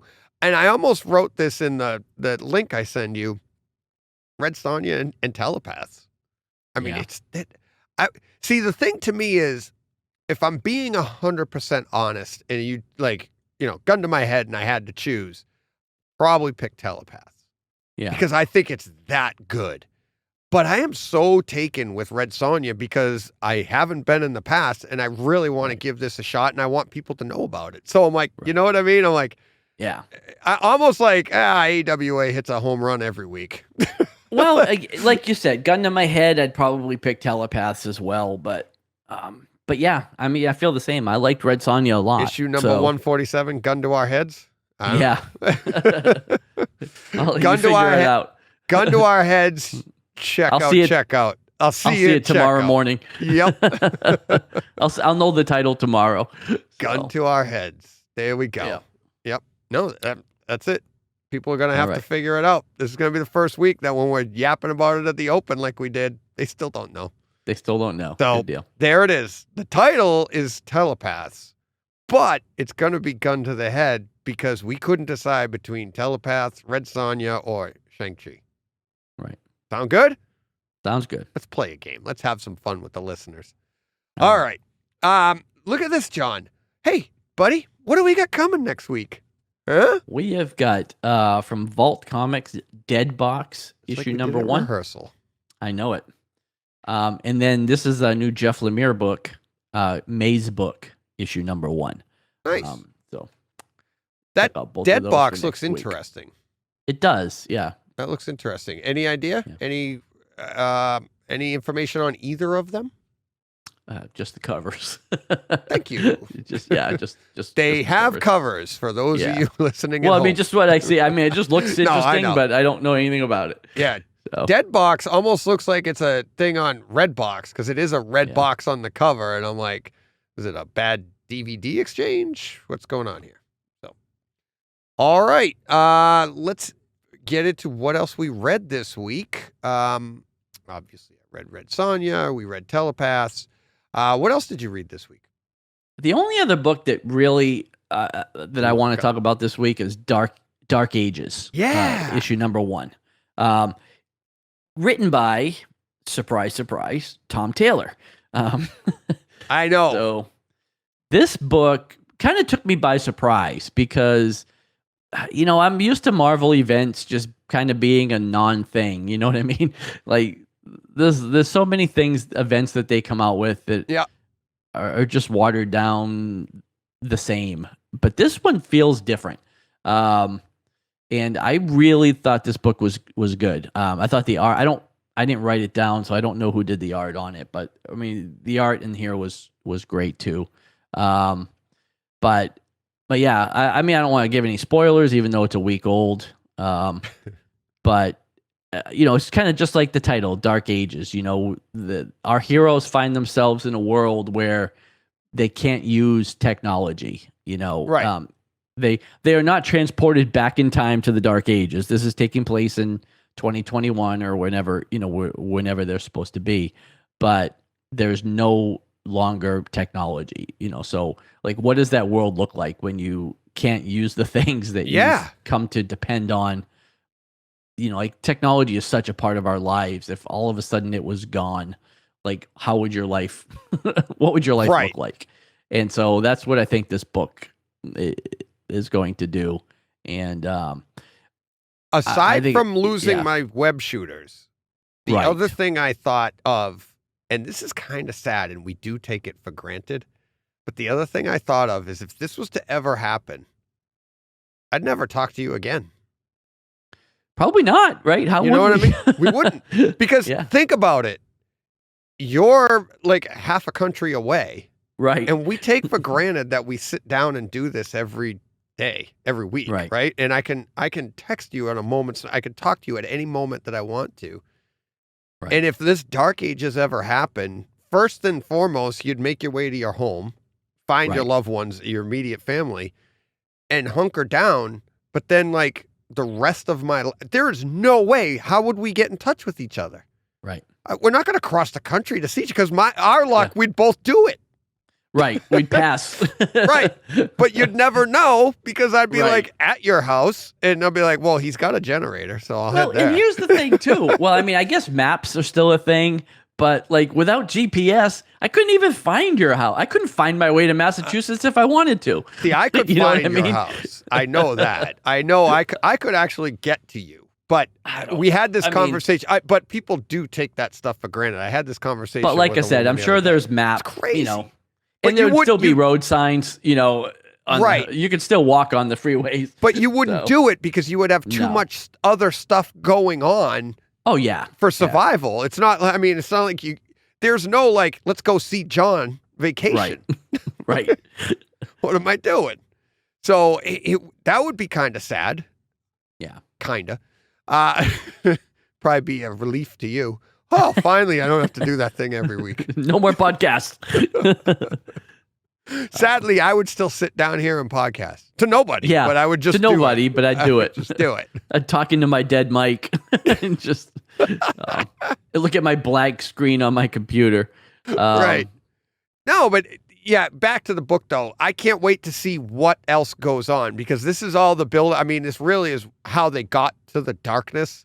Right. And then it's just now we're going to get to see how I think they ended it. Didn't they end it with like Spidey's Apocalypse. Yeah, but Well, Apocalypse is coming, right, to cause some mischief. yeah.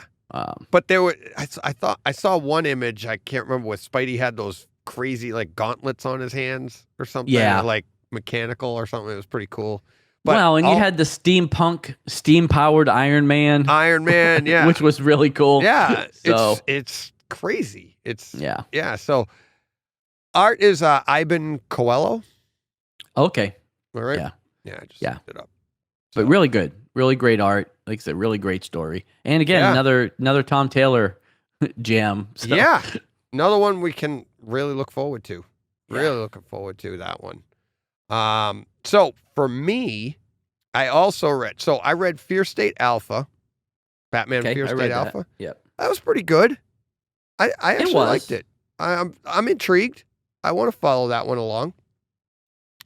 Yeah, definitely. Well, and that's an event, you know, Mhm. that's going to take place through, you know, all the Batman books. So Right. we'll definitely be following through with that one. I thought that was fun. I read Spawn number 321. Awesome. Still, Yeah. I mean, I can't get over how much I'm liking Spawn. It's funny. It's just have you haven't read any of the recent I haven't stuff? read Spawn. I read King Spawn Right. and Spawn Universe, but I haven't This one. It's been reading Spawn. There's a thing going on. So he's got something coming into his quote lair or whatever. So he kicks out these two people, which I completely understood. They're his assistants, if you will.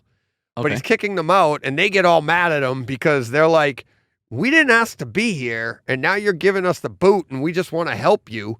But I see what he's doing. He's getting rid of variables. He's like, "Look, I don't Right. know why. Like this place is supposed to be impenetrable, and we have issues. People are showing up here, and I don't know why. So I've got to get rid of variables." So I love that part, and then they reveal at the end why people are. It's awesome. Loving it. It's a lot of fun. I did read Spider-Man Life Story Annual 1. Yeah. Really good. It was. I didn't. I'm not crazy the fact that he was in jail the entire time. I thought that was weird. Like, I didn't get that out of your description. Maybe you were trying not to. Well, I wasn't trying to spoil it, but I did say that, his obsession with Spider-Man ruined his life. Right. And it absolutely did. Yeah. And it's, until the end when he has a change of heart. You know what I mean? When he realizes that he wasted and ruined his life with this obsession. I actually felt like he didn't have a change of heart. I felt more like he still felt the same way, but his admission was he shouldn't have focused so much on that hatred. You know what I mean? Not like he realized Spider-Man was a good guy. It was more like, why did I concentrate on that? Because it ruined me when I could have just let it go. Like, but he didn't. And there are some really intense moments in the book too, like when Peter calls him after Mary Jane and everything. That was really and he's like, "Oh, Spider-Man did that," and then he's a menace. They kept saying that throughout the book. Like, yes, we know he's a menace. That's his famous line, right? And then when he was in therapy, and they're like, "Spider-Man, we know he's a menace." They interrupted him. That was pretty cool. And I caught up on Superman, Son of Kal-El, 1 and 2, really good. I have kind of a different take on on Superman's explanation to John, and like you said, like you were surprised you didn't like his answer when they were sitting on the moon. I think it was kind of weak. Yeah, I do. He's like, "Well, I'm not from here, so it's not my place." It's like, right. That's weak, Right. Here's how I took it. I felt like he was saying, "You're right. I should do more," but my passion isn't in it like it would be for you. I think that's what he's trying to portray to John. Meaning, because John's like, "Well, who do you think could do?" And what does he immediately say? And he's like, "You." Meaning, it's almost like he is Superman is yet again, Clark is sacrificing his life. Him and Lois sacrificed, and that was at the beginning of the story. The fear, the sacrifice that they went through to have John, because you don't know if it's going to work. They portrayed that, and this is what they're trying to give the planet. It's like, we are going to give you your savior that is from here. Do you see, that's how I read it. But the other thing is, you could have solved all these issues before you even knew you were going to have this kid. You know what I mean? Like, to say that, you didn't do all these things because I was going to wait for this kid that is just a glimmer in my eye at this point to someday come along and make things better. Yeah. It's like, well, what about all the people in the meantime that are waiting for this to happen? And then the other thing is, that's a lot to hoist onto your son's shoulders. You know what I mean? It's like, that's a big responsibility that you're putting there that you deflected away from yourself onto him. I don't know. I thought it was kind of weak. See, I didn't. I thought it was exactly what you would be doing. You're putting yourself, like John said. And the other thing is you're putting it on to John because these are the expectations you are going to face. What John doesn't know is all the expectations that Clark has already experienced throughout his life. I mean, you can't save everybody. We've seen those stories through our lifetime of reading Superman. But Superman has dealt with that. Clark has dealt with that. And that's part of the growing pains of being Superman. So when your son, who has your powers, if not more, like you said, it tells you, "Dad, why haven't you fixed this yet?" Instead of saying, "It's not that easy," you say what he said. And I liked it. I didn't think it was, I thought it was a better story. It's like, what else are you going to say? I think that the real answer is we can't fix it, to be honest. Well, but the thing is, now I'm trying, I don't remember everything that happened in the book now because I've read it 3 weeks ago. Right. But there was that scene where John had some refugees from somewhere or whatever that he rescued, and brought them to the military, and the military was saying, we're going to do this, this, and this. And John was like, no, you're not. Like, right. You're not going to do all this stuff. And why didn't his dad, like, why hasn't his dad already done that? You know, like, there's so many things that, like, could be fixed in the world that Kal could fix. And yes, maybe you can't save everybody, but, you know, you can go and rebuild this town that got bombed to ashes. You can go and plant all these fields, and you know, you can do things to feed people, to shelter people. There's lots of things that he could do with his powers that he hasn't done. And I think that's what John's asking. Like, you know, why don't you do more? Like, why haven't you done all this stuff? And I think that's what you're going to see John do. And then for Clark's answer to be, well, I was waiting for you to do it. Well, I think Clark is saying, I'm waiting for you to be the example. I think because that's the best you can do. And it's, I think, in my opinion, I think what's going to happen is John's going to start to do all these things like a kid does. Like, Dad, why didn't you do this? And be like, well, it's not that simple, son. And then when he starts doing it, for every action, there's an equal and opposite reaction. And they've already mentioned it at the end of book 2 in that look at what John did. There's going to be ramifications for him doing that. And there are. How does that affect the world balance? And that's what I think John has to learn. It's not as simple as just do this and it'll fix it, because it doesn't. But it's not like like in the 1950s and it was truth, justice, in the American way. Like that's no longer the thing, right? Right. Like they are not citizens of, like they're citizens of the world, not the United States, even though they may live in Kansas or what have you. Like their responsibility is global. So like they have the power. Right. Now, do you want to go in there and start like crossing all these political lines? But at the end of the day, if your goal is to help the people, then you don't care what the governments do. You don't care what the ramifications are. You know, you're going to go in and feed that family, or you're going to go do you're going to go do all these things. You're going to go into like, you know, where I'm watching, we'll get to it in real world, that show Fauda that I've been watching. You know, you're going to go into Israel and you're going to put a stop to all these suicide bombings and all these wars and all this stuff that's going on, because you can. You know, you can stop all that stuff. So you can't change ideologies. Like you can't change the way people think. Right. But you can stop these things from happening. I don't even think Superman can stop all of it. And that's the issue that John's going to find out. And that's like Superman, I don't think he can. So that's why he says, I lead by example and hope that people follow me. But not everybody's always going to. Right. And that's why I'm super interested in this book. Like you said, it's great, right? Because it sparks these conversations. Like, why don't you just do this? Well, every action has an opposite reaction. So we'll see how can John pull it off. Right. I don't know. Because I think what he's saying, what John is saying there is that, like, Clark, like, you're good at the big stuff, right? Like, you're great at, like, when Darkseid comes to town, you know, like, you're great with the multiverse and all that stuff. But meanwhile, all this stuff's happening at home, and you're not doing anything to fix any of that stuff. You know, I think that's what he's saying. Isn't that in the original Superman, though? He's not allowed to interfere. Isn't that the direction that Jor-El gave Kal? Like, you're not allowed to interfere in human relations? Well, then what are you there for? Like, what are you doing? You know? No, I know, but you know what I'm saying? Like, now you're going to change the mythos? Like, it's then what are you there for?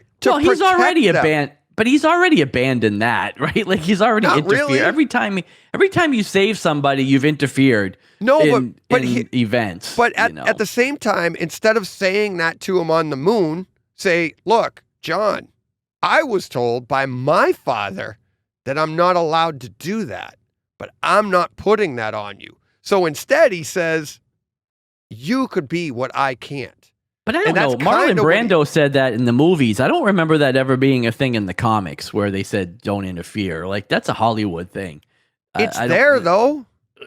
I don't know. Where did they get it from? That's not comic book canon. I don't know. Well, every movie, where do they get half of that stuff from? I don't know, but that's what I'm saying. But it's like, I mean, Marlon Brando said it. For all I know, it is in the comics. That's why I was asking you. I'm like, Yeah. I don't know. You're right. I don't think I've ever read that in the comics either, but it doesn't mean it doesn't exist. I haven't read every Superman comic. Well, I haven't either, but I've read 50 years worth or Right. So I've read my share in 50 years. Let's put it that way. Yeah. But all right. See, what a great conversation. Yeah. Let's see. What else did I read? I didn't get to Geiger. That was the one I didn't get to. Geiger's pretty good. I did read that. Was it? Yeah. Okay. Yeah. It was good. End of the series or end of the arc, anyways. Like it seems like they're going. Oh, on a really? break. Yeah. That's one of 6. Yeah. Okay. Yep. Yeah. All It right. does. It mentions like book 2 or like arc 2 or something coming, but this is it for now. That was the end of the one. There was something that I just read that it felt like it was a. Oh, that's what it was. I'm sorry. Did you also read? Did you read Harley Quinn? The new Harley Quinn, the Eat Bang Kill tour? I didn't read it. No, not yet. Oh, I read that, and it's Yeah. basically, it's not great, but it's not bad. And if you liked the animated series, Yeah. Which I did. That's what it is. It Okay. literally references the animated series. I think on the last page it says, "Go watch the show, damn it!" Like, Yeah. that's what they're saying. It's all. The artwork isn't as good as the animated series, but the story is all about her and Ivy. They reference the animated series a bunch throughout the entire thing.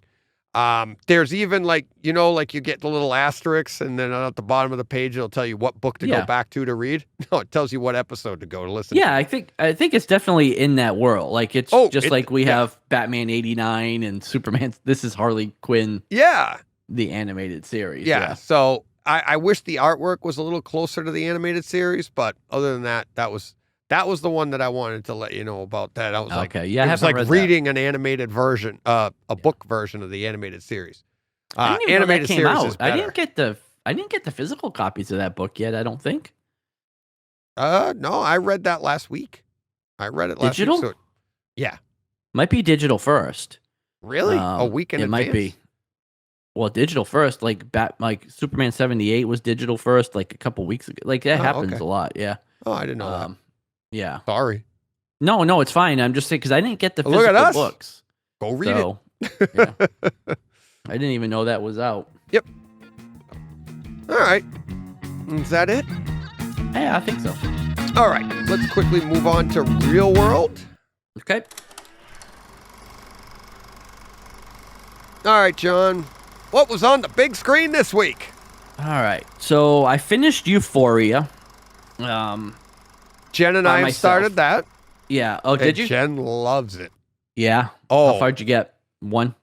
2 almost. I think we're in 2 in. Okay. 2 in.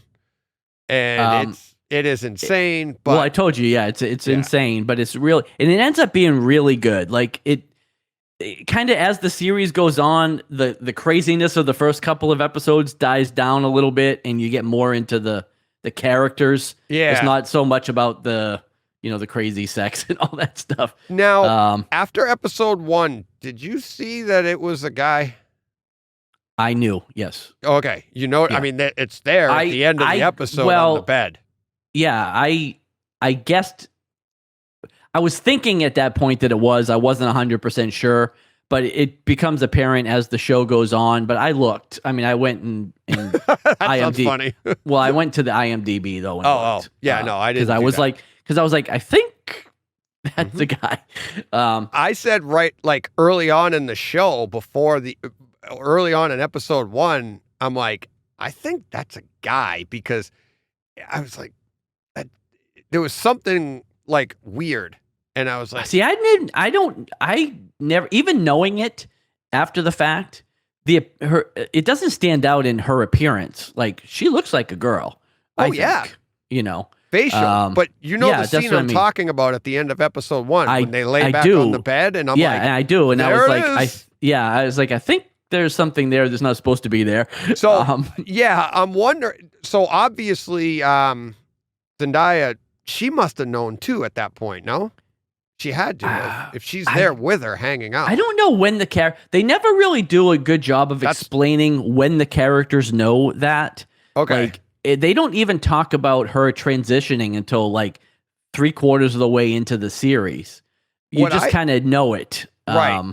What I thought was interesting is, and again, we're 2, maybe 3 episodes in. Yeah. But the entire series, for those of you that aren't watching it, is basically built on, the entire series is a whole bunch of self-centered people. It right? is. Every single person, with the exception of the one we're talking about, the Jules. Is it Jules as the trans? It's Jules. Yeah. Gender? Okay. Yeah. So she's my favorite character. She's got the best head on her shoulders. I love the relationship she has with her father. Yeah. From what I've seen so far. The instance when they were she's sitting at the dinner table and her father's in the kitchen area, and she's like, she made a joke and he just laughed. I loved that. I loved that it's like they're getting along, and clearly he knows what she's going through and everything. Yes. At this point, he's the only one that understands her, as far as I know. I haven't seen the rest of the series.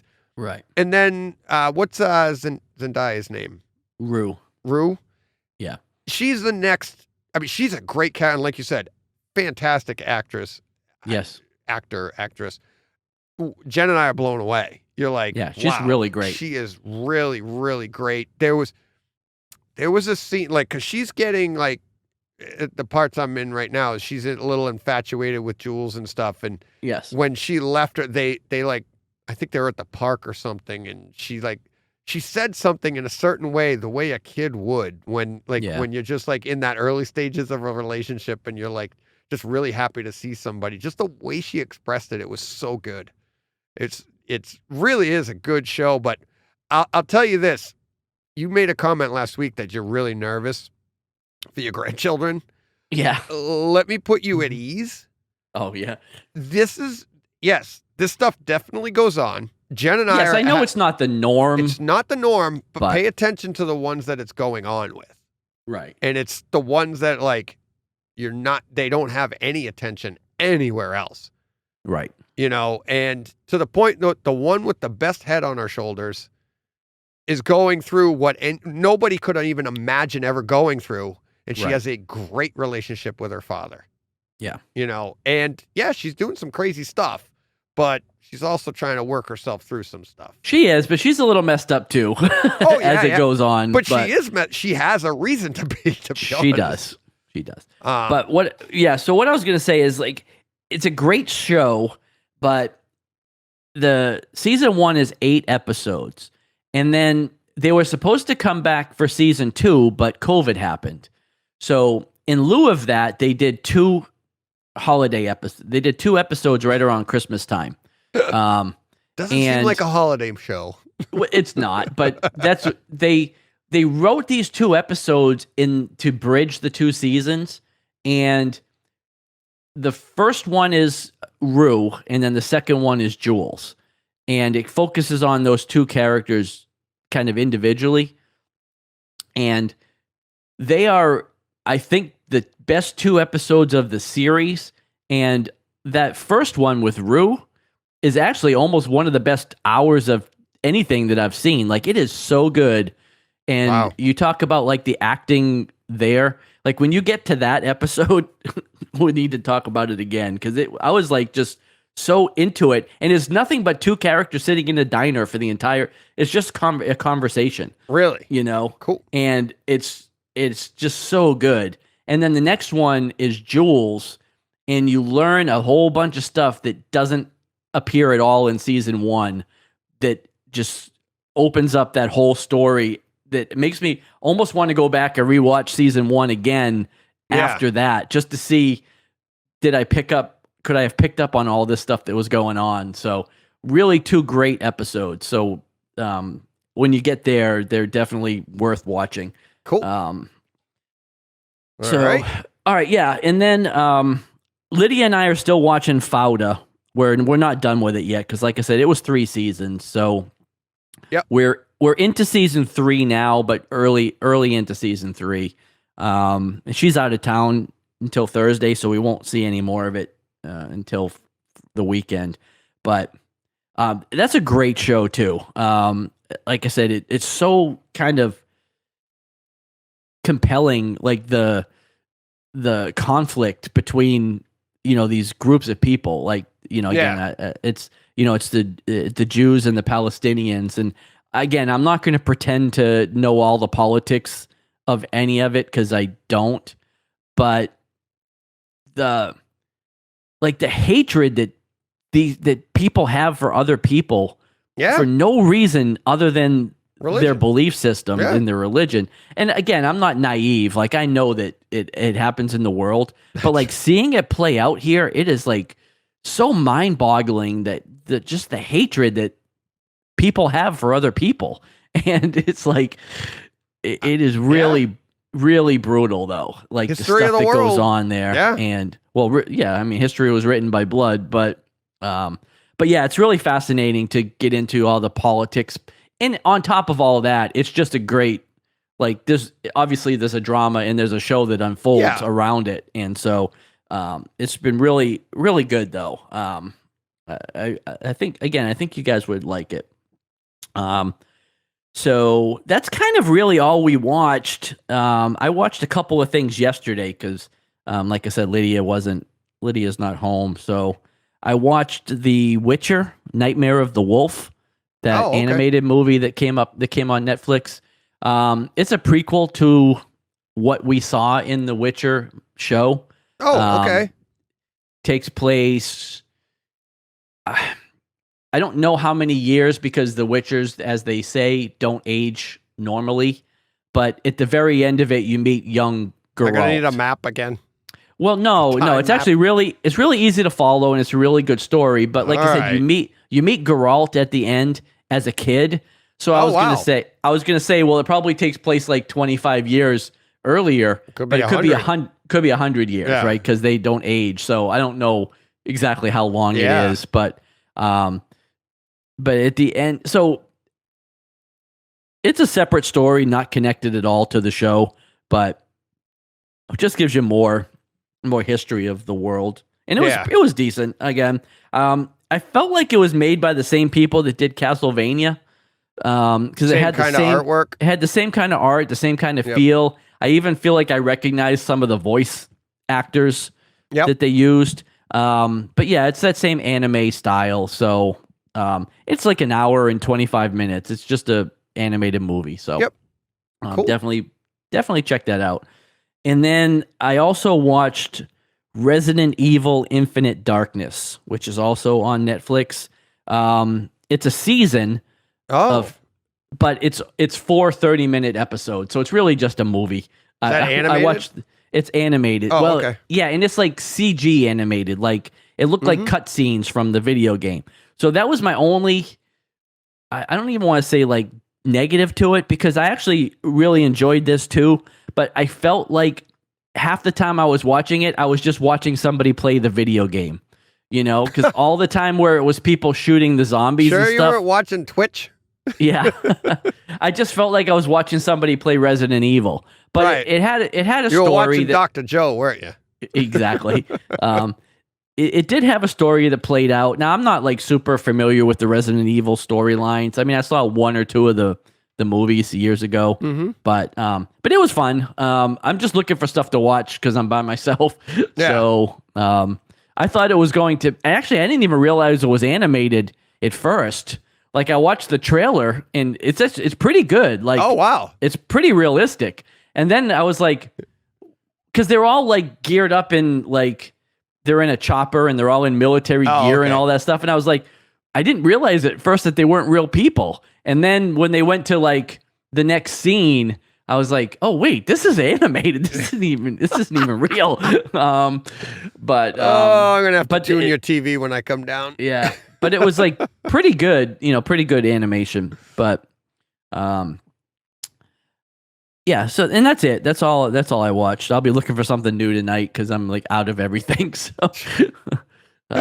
need to find something else to watch. I know. All right. I might start The Wire.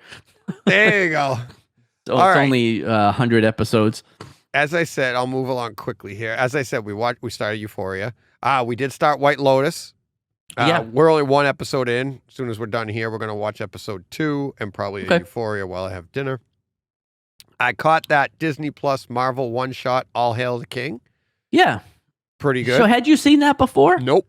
No, That's on one of your. It's on one of your discs though, Is somewhere. it? I think so. Yeah. Okay. Yeah, I hadn't seen that one before. I think Thor 2 actually is what I was told, but all right. Definitely, if anybody doesn't know what we're talking about, it's basically it's on Disney Plus. It's called a Marvel One Shot. It should come up on Just Added. Just check that, and it's Marvel One Shot. All Hail the King. It's a short. That's probably 5-10 minutes long, something like that. Yeah, it's not very long. Yeah, it's pretty cool, and it shows how Ben Kingsley's character, Trevor, acting, how he ends up where he ends up. We'll leave it at that for right now because we're not in Kryptonite. Also watched on that same idea, I watched Marvel's Legends. This is season 1. They're still in episode 13, The 10 Rings. I watched that too. And that's pretty cool. We'll talk a little bit more about that when we get to spoilers in Kryptonite, but the whole 10 Rings thing and how much it has been in the MCU. So it has, and I didn't realize until they pointed it out that it goes back to Iron Man 1. Yeah, almost the opening scene. Yeah. Right? And I saw it in All Hail the King because I saw the scenes that they were talking about, but then when I watched the 10 Rings, it shows that and again, we'll talk about this when we get to Kryptonite, but it's pretty cool. So definitely check those out. Ted Lasso. Yep. Awesome. I just said to Jen last night, because we watched it Friday night right away when it dropped. And so last night after the weekend and the long weekend and everything, I said to her, I'm like, I feel like we're missing a Ted Lasso because we watched it too early. Right. Now, did you see the thing that happened with Roy Kent this week? Yes. That was hysterical. Awesome. Yeah. And I think I'm like, are people that bored? Yeah. They can't. I'm like, really? It's, I'm sorry if I offend anybody, but you believe in flat Earth and digital people and all this. So I thought that was hysterical. But his response and the way he did it was great. Yeah, exactly. Exactly. He's like, I'm just sitting around eating gigabytes and whatever he says, something stupid like that. Yeah. But, I don't remember what he said, but the fact that he did it as an avatar of himself was awesome. Is this the week where he keeps walking in the room and they're like, are you talking about me? Yeah. Is that this week? And they're like, yeah. And then he's like, cool. F it. He just walks out. He doesn't care. And then when he finds out, he's like, what the hell? Yeah. But then, of course, it all gets wrapped up on the field. Yeah. And he hits it. And it, what's his name? The best player there is the one that says to him, like, Jamie. No, I'm giving him space and I'm doing it. It's all flooding in. It's all meaning something to him. That was great. My big issue is that I think next week is the last one because it'll be episode 8.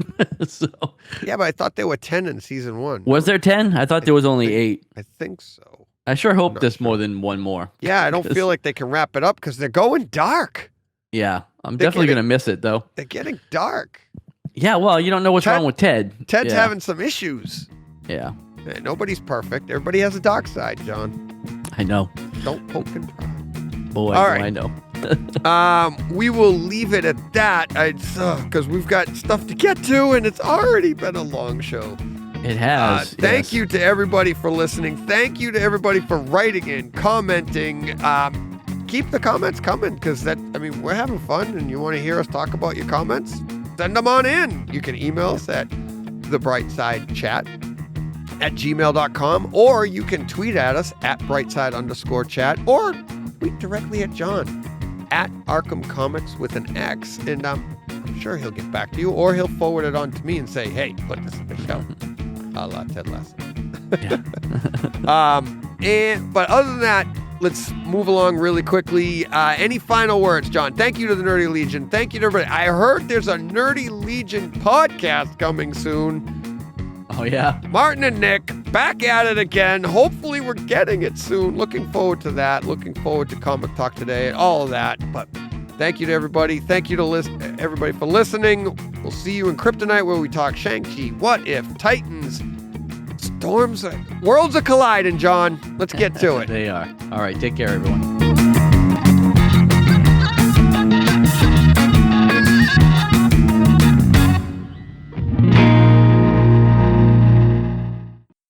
Hey, Fred.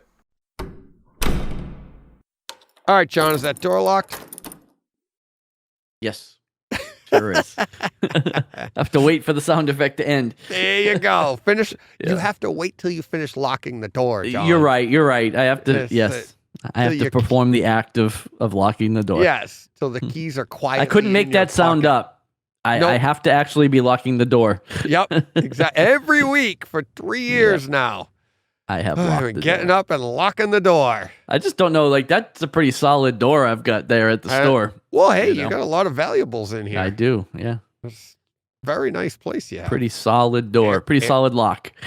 We've been in here through hurricanes. We've been in here through snowstorms, Floods and floods, freezes. Actually, you did have a flood go through there. I did have a flood. I had a freeze, too. Yeah.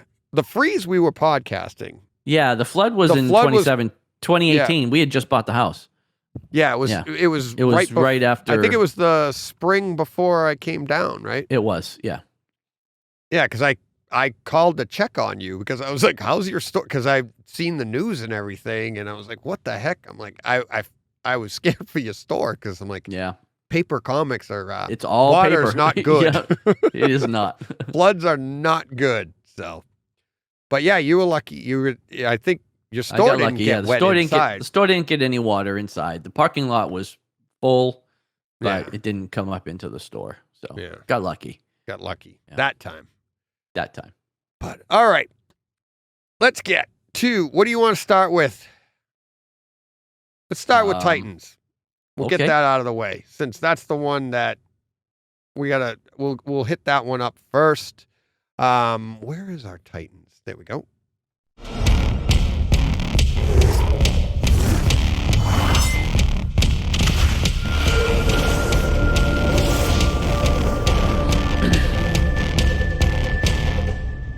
And I think that's the highlight of our Titans talk for this week. Yeah. The music. Yeah. To be fair, I still enjoyed the show.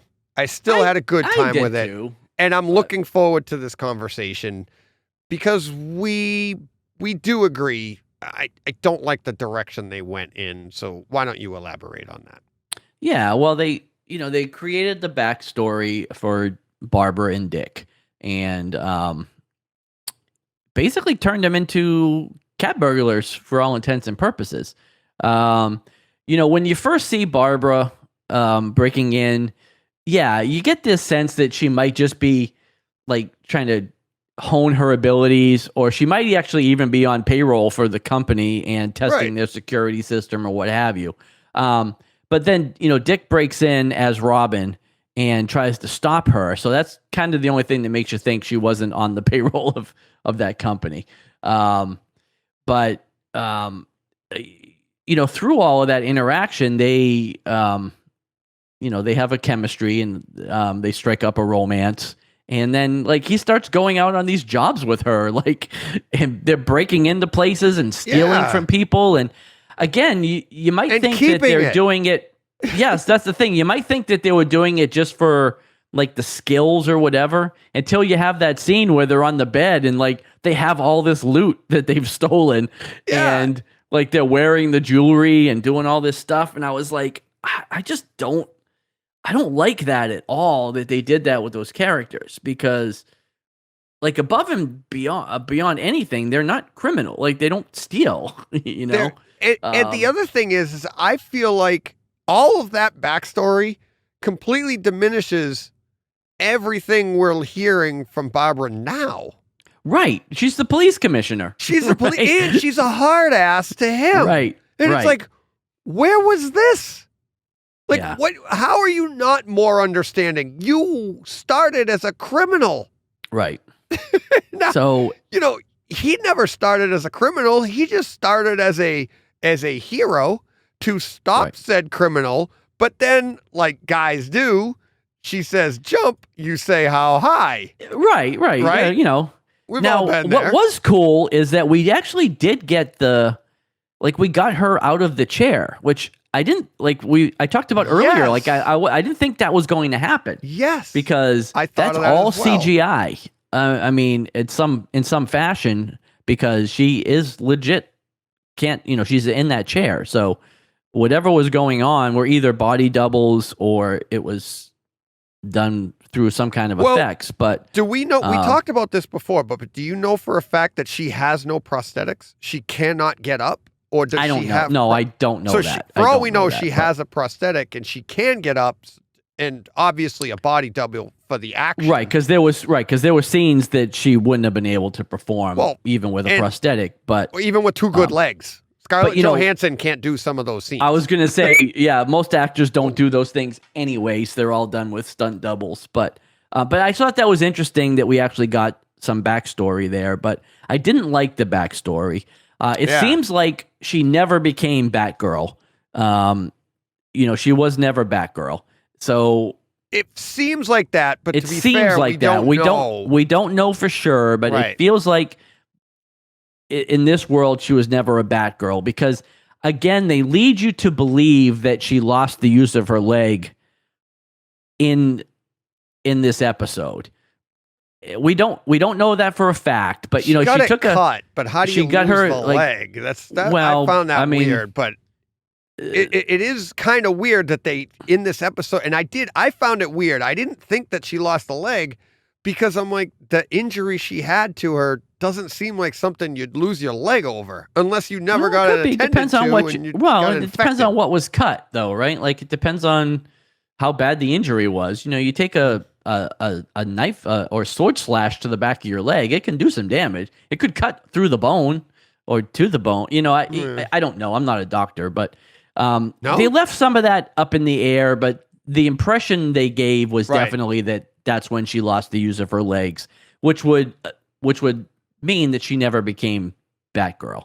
All that being said, whether she became Batgirl or not, I don't like what they did with her, and specifically with her and Dick, because even if she started bad and went good, he shouldn't have been there with her. Right. Because they almost gave her kind of the Selena Kyle story where, and he even called her that. That's who I thought that was going to, yeah, exactly. Yeah, he even called her that, but it was almost like her story where she started out as a thief and then kind of turns good, but like Robin never should have been there with her doing any of that stuff. Like he's getting a call from Batman to go do a job while he's robbing somebody with her, and she's like, "Don't answer," Right? She kisses him, right, and then he stays. Which to be fair, we do, yeah, exactly. But but then the other issue was like at that point, she wasn't Batgirl. She was Barbara. And yet she knew that they were Batman, or like she knew their identities.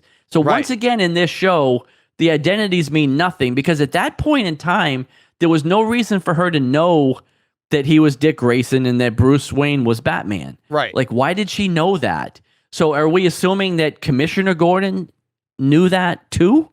Right. Or... but even still, if I'm the commissioner and I know that, am I telling my kids, like, hey, by the way, I work with Batman and he's really Bruce Wayne? So, but the other alternative is, and we don't know this to be a fact or one way or the other, but what if she was already Batgirl, but now she went bad and she became a thief after being Batgirl? Maybe, right. We don't know that. Well, no, we kind of do. No, we kind of know that that's not true because they had the whole debate about whether she was going to be Batgirl or Robin Girl. Oh, and that's right. You're right. That would assume that she wasn't Batgirl to start with. Batgirl in the first place. Yeah, right. Because they were like, he's like, I like Robin Girl better. Yeah, you're right. I mean? I forgot about that little scene. So that tells you that she hadn't been Batgirl prior to this, and then we don't think she became afterwards, but we don't know. She developed all these fantastic fighting skills to be a jewel thief. Right. And who trained her? Where'd she get all these skills? Yeah. So that all bothered me. Her dad doesn't even have those skills. that really just, really made me mad. That was weird. The way they did that story. I'm used to shows like playing fast and loose with plot lines and stuff because that's what they do. Yeah. But this, I think, was taking it a bit too far. It fundamentally changes both of those characters. And then the other part of it too that makes me think she was never Batgirl is that they bring up Oracle, and that she was Oracle prior to being Commissioner. Yes. And it went bad and she wasn't going to do that again. Well, like, there's only so much time to do so many different things. So you feel like she went to being Oracle without ever being Batgirl. Yeah. But then you go back to like episode 1 where they're all in Wayne Manor and like Bruce is talking to her like she's somebody. So like, what's their relationship? Like, I don't know any of that. So they're opening up like a can of worms that they're not going to answer. Right, they're not going to answer. They're creating a backstory to make everybody go, "What? This isn't the." Why don't you just stick to the original backstory and just glance over it, and then you don't have to answer any questions, and you go on with the story you're telling. But now you've changed it all, and you're like, why are you opening all these doors? I know. You know?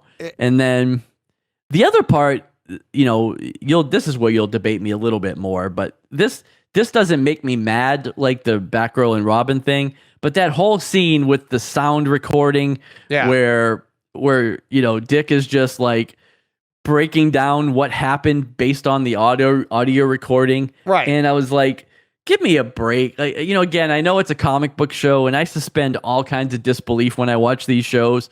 But even that, it was just too much for me. It was like he's listening to this recording, and he's going, "Oh, she was 12 paces away, and the blade was 12 inches long, and this and that." And like you mentioned when we talked on the phone, Garfield is like a swords master in the background. That's that's the only part I didn't believe, because I actually liked that scene where Dick is sitting there. He closes his eyes. He's listening to the sounds. He's trying to recognize the sounds. I can believe that. I can believe that he has. It's just showing that the kinds of crazy training that Batman put him through. But I don't think there's training in the world that would allow you to do that. I don't care how much training you do. There's no training in the world to show you how to send Morse code with a bunch of bombs in a building. But we laughed and had a blast with that. But like you said, with Gar, you're like, wait a minute. Yeah. Where did he get sword training when his entire MO is when things go bad, he turns into a tiger. Turn into a tiger or any animal to save the day. Right. You don't grab a sword. So how would he know how to hold us? Like, I mean, he's watched a lot of martial arts movies, but Dick, who has had that training, right, he's telling him which technique to use and backhand and do this, and Gar's like, okay. I'd be like, wait a minute, how do you do that? I've watched a ton of kung fu movies. I don't know kung fu. You know what I mean? It's like, I don't care how many movies you've watched about sword fighting. Like, right. You can't, it doesn't allow you to be able to do that stuff. So, yeah. So, but all in all, I can't wait for next week's episode or this week's episode. Like I said, they'll bring it back around and exactly. So, all right. Enough on that. You want to get to what if? I think so. Sure. Okay. All right. What if this week we have Doctor Strange? What if Doctor Strange lost the use of his heart? I think that's what the title was, right? Yeah. Instead of his hands. Not my favorite. Yeah. It's actually my least favorite out of all of them. I didn't really. Why? Because I didn't feel like it was much of a change. Here's the difficult thing. They're putting a what if in something that is like right up the alley of a Doctor Strange story anyways. All of Doctor Strange stories are what ifs. Like he can change things. He could change time. He could do all this. So it didn't feel as much of a what if as it felt like just a Doctor Strange story. Yeah. You know what I mean? Like, okay. And then at the end of it, it's like, it just felt like, all right, so he can't do this one thing that he wants to be able to do because destiny will always find a way. Well, right. It's a fixed point in time, right? Is that what I think? That's what he said. That's what they say. Yeah. Yeah. It's a fixed point that because, but there is a way. But her death is what prompts him to become Doctor Strange. Right. And it's fixed because that has to happen, right? So you know what I felt like? It's how he lived throughout this thing for like hundreds of years to learn how to do everything that he needed to do to be able to save her, right? I felt like we were going through what he went through on Titan when he was sitting there and his eyes were going crazy and millions of scenarios played out in his head. I felt like that's basically what we were doing. So it was just, it wasn't really, it didn't feel, now I liked the story. I thought it was a great story, but to me, it just feels like a 6-issue run of a Doctor Strange story. Yeah. You know what I mean? It's not as much of a fair. change to anything. Yeah. So what did you like about it? Other than you just liked the story? Well, I just liked the story. Yeah. I just thought it was an interesting story. I liked, again, that it was just no matter what he did, he couldn't stop her from dying. Like he tried, he tried so many things, even to the point where he stands her up and doesn't even meet her that night, and she dies anyways. Yeah, the building collapses or something, doesn't it? Or something like that. The things that he went through to try to, it was almost like, oh shit, I just wanted to compare it to something and now I lost my comparison, but at the end of the day, he becomes like, he does so much to save her that when he finally does save her, he's unrecognizable, like he's not himself anymore, and she rejects him, right? Because, so he's finally done it. He's finally broken the moment in time, which like breaks reality to do it, and she rejects him because he's not himself anymore. And I don't know. I just thought it was a good story, and. I think it could have implications going into like Multiverse of Madness and stuff because, this question, like, which Doctor Strange is there? Like, can there be more than one? Or, I don't know. What if he's the one that survived? Like, and, because we know these things are connected to the MCU. So, like, I feel like this one could open up. Well, is this one might come back in the Doctor Strange movie? Is it giving us a glimpse into what we might see in No Way Home? Where remember in No Way Home, it's like there's the scene in the trailer where he actually pushes Peter, and there's 2 Peters. Right? Are we getting a glimpse of that version? Like, okay, we have 2 Doctor Stranges in this episode. Right? Are we going to see that or a version of that in No Way Home? Right. And almost like. Kind of like for Doctor Strange in this episode, no way home. Like there's no way home. You can't have her. There's no way you go home with her. So are we going to see that play out in this one? And maybe that's why maybe there are 2 Doctor Stranges in No Way Home. I don't know. And that's the one that plays out the scenario for Peter. Who knows? But I just feel like that's the thing. Like we would all do what he did. You know what I mean? Like, if you lost Jen and you had his abilities to do that, you would spend lifetimes and you would ignore everybody that told you that you couldn't do it. It's also Flashpoint. It's Barry. Right. It's the same thing. And it's like, the only difference is in Flashpoint, he didn't actually see everything that, like, play it out over hundreds of years to be able to learn this craft and do that. And in Flashpoint, it's like, okay, I can pull this off, and oops, look what I did to the universe. Right. So it's basically the same thing. But I just feel like that's what we would all do. Like we would all do what he did, and so like, is he the villain there? Like, is he a bad guy? You know what I mean? Or is he just obsessed with, saving the one that he loves, and we're going to get into that when we talk Shang Chi too. The villain in Shang Chi, like, is he a villain or is he basically doing what, Doctor Strange did in this episode?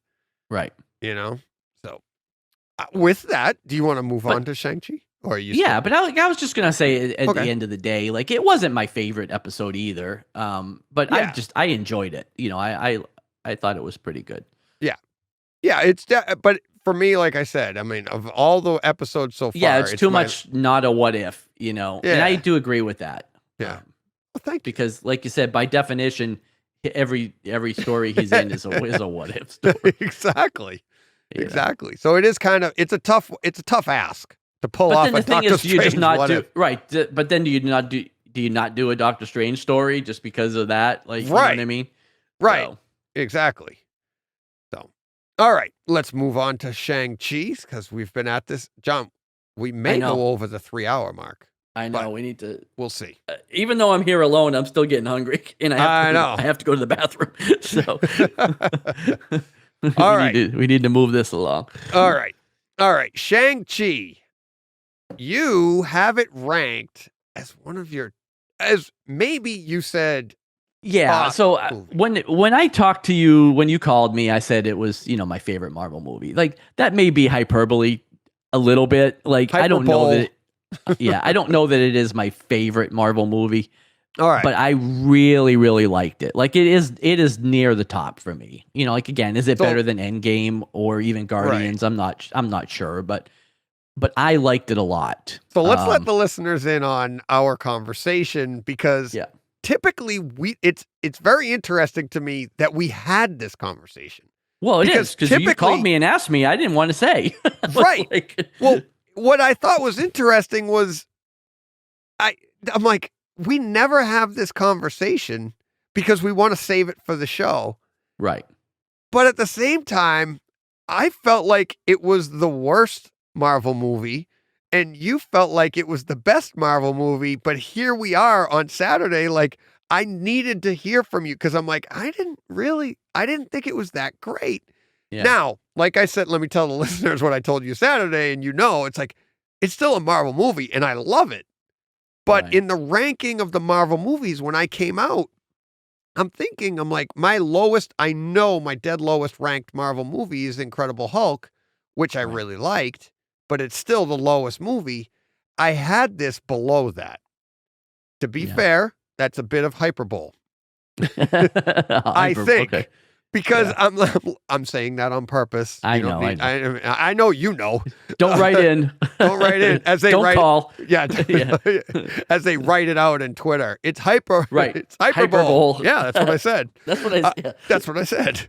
But I start to look at the different movies, and now I went through, and I won't do this. We maybe another time we can re-rank, and some night when we have no other shows and when there's a gap or something, we have no Kryptonite, we'll do this.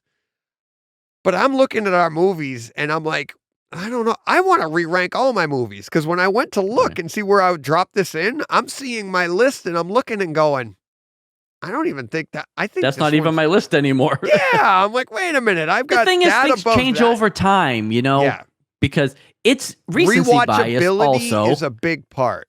Because we just saw it, like I hated it. Right, but that's the whole thing. I had just seen it. I really liked it. So it's really high in my consciousness right now. Right. Now, I did like it more than Black Widow, which is the other most recent one we saw. Yeah. But like I did not. to say like, did I like it more than Spider-Man? Did I like it more than Guardians? Like, I have to watch those movies again. It's hard to say. Most of these movies, there's a couple of them that stand above and there's a couple that stand below. Other than that, like 18 out of the 23 movies, they're all the same to me. Yeah. Like, they're all just kind of level. You know what I mean? For 18th. Yeah. So it probably just falls somewhere in that flat line where it's just really good. I put it better. I put it way above Incredible Hulk and Dark World and Iron Man 3. And, But see, I love those movies. And this movie actually raises the level of Iron Man 3. It actually raises the level of Iron Man, which it's almost like you can't. Right. It does a lot of that, but at the same time, let's get into for the listeners, like we're saying all like what we didn't and did like. What I didn't like about the movie is I thought it was slow moving. I thought the fight scenes were awesome. I loved when we got to the dragons and the CGI at the end. Right. All of that was a lot of fun. The little dog that, Trevor's buddy. The no-face dog. The no-face dog. That thing was tremendous. I want one. Everybody, that's going to be a hot seller at Christmas, right? Right. Everybody wants one of those little guys. It's got to be super easy to make. Yeah, it's this year's Grogu. Yeah, exactly. So that's this year's. Love that stuff. I love the story of him. I love how we are part of the story, all the way going. They're using. We'll get to the character we know we're going to talk about, but they're using her to tell the story, and we're learning along with her. I thought they did a good job of that. I just felt like once you got into the middle there, it was just so slow. And then see, I've heard that, but I didn't feel that. I didn't feel that. Like, I felt like it moved pretty well. Like, I don't think that, because even listening to Garmin talk about it this morning, and he said that he felt like there was a good 30 minutes or so that could have been cut out of it. Yeah. And as I'm thinking back to the movie, like, I can't think of 30 minutes that could have been chopped out, Let's get to it. Any scene with Awkwafina? Cut it out. No. Like I told you on Saturday, right? That scene when she's walking out of the kitchen, just the way she overacts everything, it just set me off. Yeah. So if you cut that scene and they're like, we're out of here, and like you don't have to have her get up from the table, walk around, do her whole thing, there's a good 30, 40 seconds just right there. Take that right out of the movie. And then you're moving on quicker, faster. All right, we're moving along. It's a better pace. And you do that every time she speaks. I just don't like the overact. I mean, now there were parts that I did like, because like I said to you on Saturday, she's playing, what is it? Darcy. Is it Darcy or Marcy? No. From Darcy. Darcy, yes. From Thor. I was to say that wasn't her name. It was like Katie or something. No, her name's Katie. Yeah. But she's basically the same role as Darcy from the Thor series. But like I said to you Saturday, I thought they used her more sparingly in the Thor series, so that she was it was fun. Now she shows up in WandaVision and you're happy to see her because it was used sparingly. Right. In this one, in Shang-Chi, that was a great line. Her busting them on Sean? Yeah. Seriously? That's where you would overact the words. But now she delivers the death blow? But she wasn't meant to be used sparingly. Like, she was meant to be a main character. Why? I didn't like that though. That's part of what I didn't like. Well, why is anybody why was Chewbacca a main character? Like, I don't know. You know what I mean? Like, name any main character and like, why were they? I don't know. Chewbacca was more sparingly than this. Well, than Aqua. It's Shang-Chi. I really liked her. Shang-Chi had a sidekick named Katie. I don't know if I don't know if he does in the comics or not. I have no idea. He does now. But I actually really liked her. Now, again, I mentioned before, and I'll say this, and it's going to paint me as like kind of a horrible person, but I disliked Awkwafina prior to this movie solely based on the name Awkwafina. I had never seen her. Water. I had never seen her in anything. I didn't know anything about her, but I instantly disliked her because I thought the name was stupid. And I know that comes off as incredibly judgmental and closed-minded, but I think it's ridiculous. And I still think it's ridiculous. Yeah. I don't like the name, and I don't like the way she spells it. But so I was predisposed to just not like her because I just thought it was stupid. Send all comments to @Arkham Comics with an That's X. what I'm saying. I know it paints me as a judgmental bad person. But after seeing this movie, I really liked her. I don't know if I'll like her in the next thing or whatever. I still don't like her name. I liked the character. I thought she was good comic relief. I thought she was funny. Now, I do agree, like I mentioned to you on Saturday, it really bugged me that she became Green Arrow / Hawkeye in like a day and a half. Maybe she had a little bit of skill with the bow, but like she was hitting those bullseyes after about 10 tries. Yeah. And then she does land the killing blow on the dragon. Kinda, right. She doesn't. Kind of. She actually doesn't. It's land the wounding. It's the wounding blow that allows Shang-Chi to get in there and do his Shang-Chi things. Right. But, now I would say, to me, if there was one thing about the movie... Oh, my God. You know who she is? Who? She's Jar Jar. She's Jar Jar. She is, because Jar Jar saved. Misa no think so. Misa thinks so. She is totally Jar Jar, because Jar Jar is the one. Remember, he has no idea what he's doing, but then he's just running around the day because that he disables a bunch of stuff accidentally. Right. He's like Inspector Gadget on the battlefield. Forrest Gump. Yeah. Exactly. She is Jar Jar. She's Jar Jar. She's comic relief that was used too much and then saves the day. Okay. I like the best side. It's like, you can't even argue it. You just take a deep breath.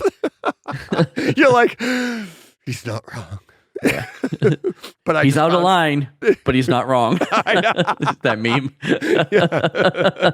But what I was going to say is, I thought if there was any part of the movie that I didn't like as much, it was the CGI ending. It's the same. It's the Wonder Woman ending. It's that whole thing where it becomes too much CGI and not enough practical. Yeah.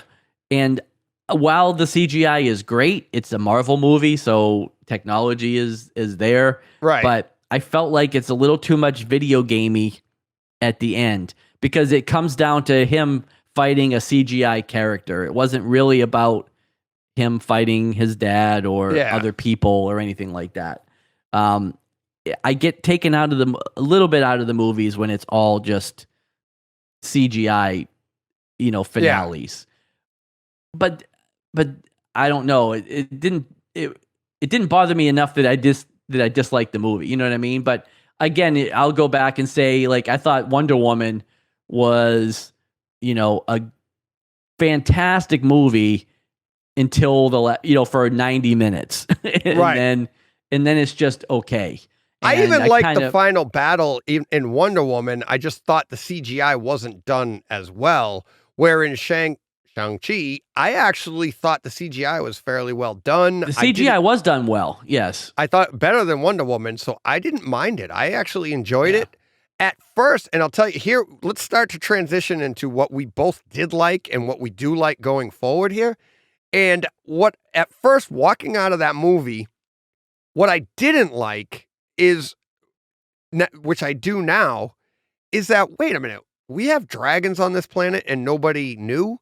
Because the way they portrayed the village and everything and how it was only hidden to get to it, not fly over it. Not like Wakanda had that entire bubble, so nobody knew it was there, and you could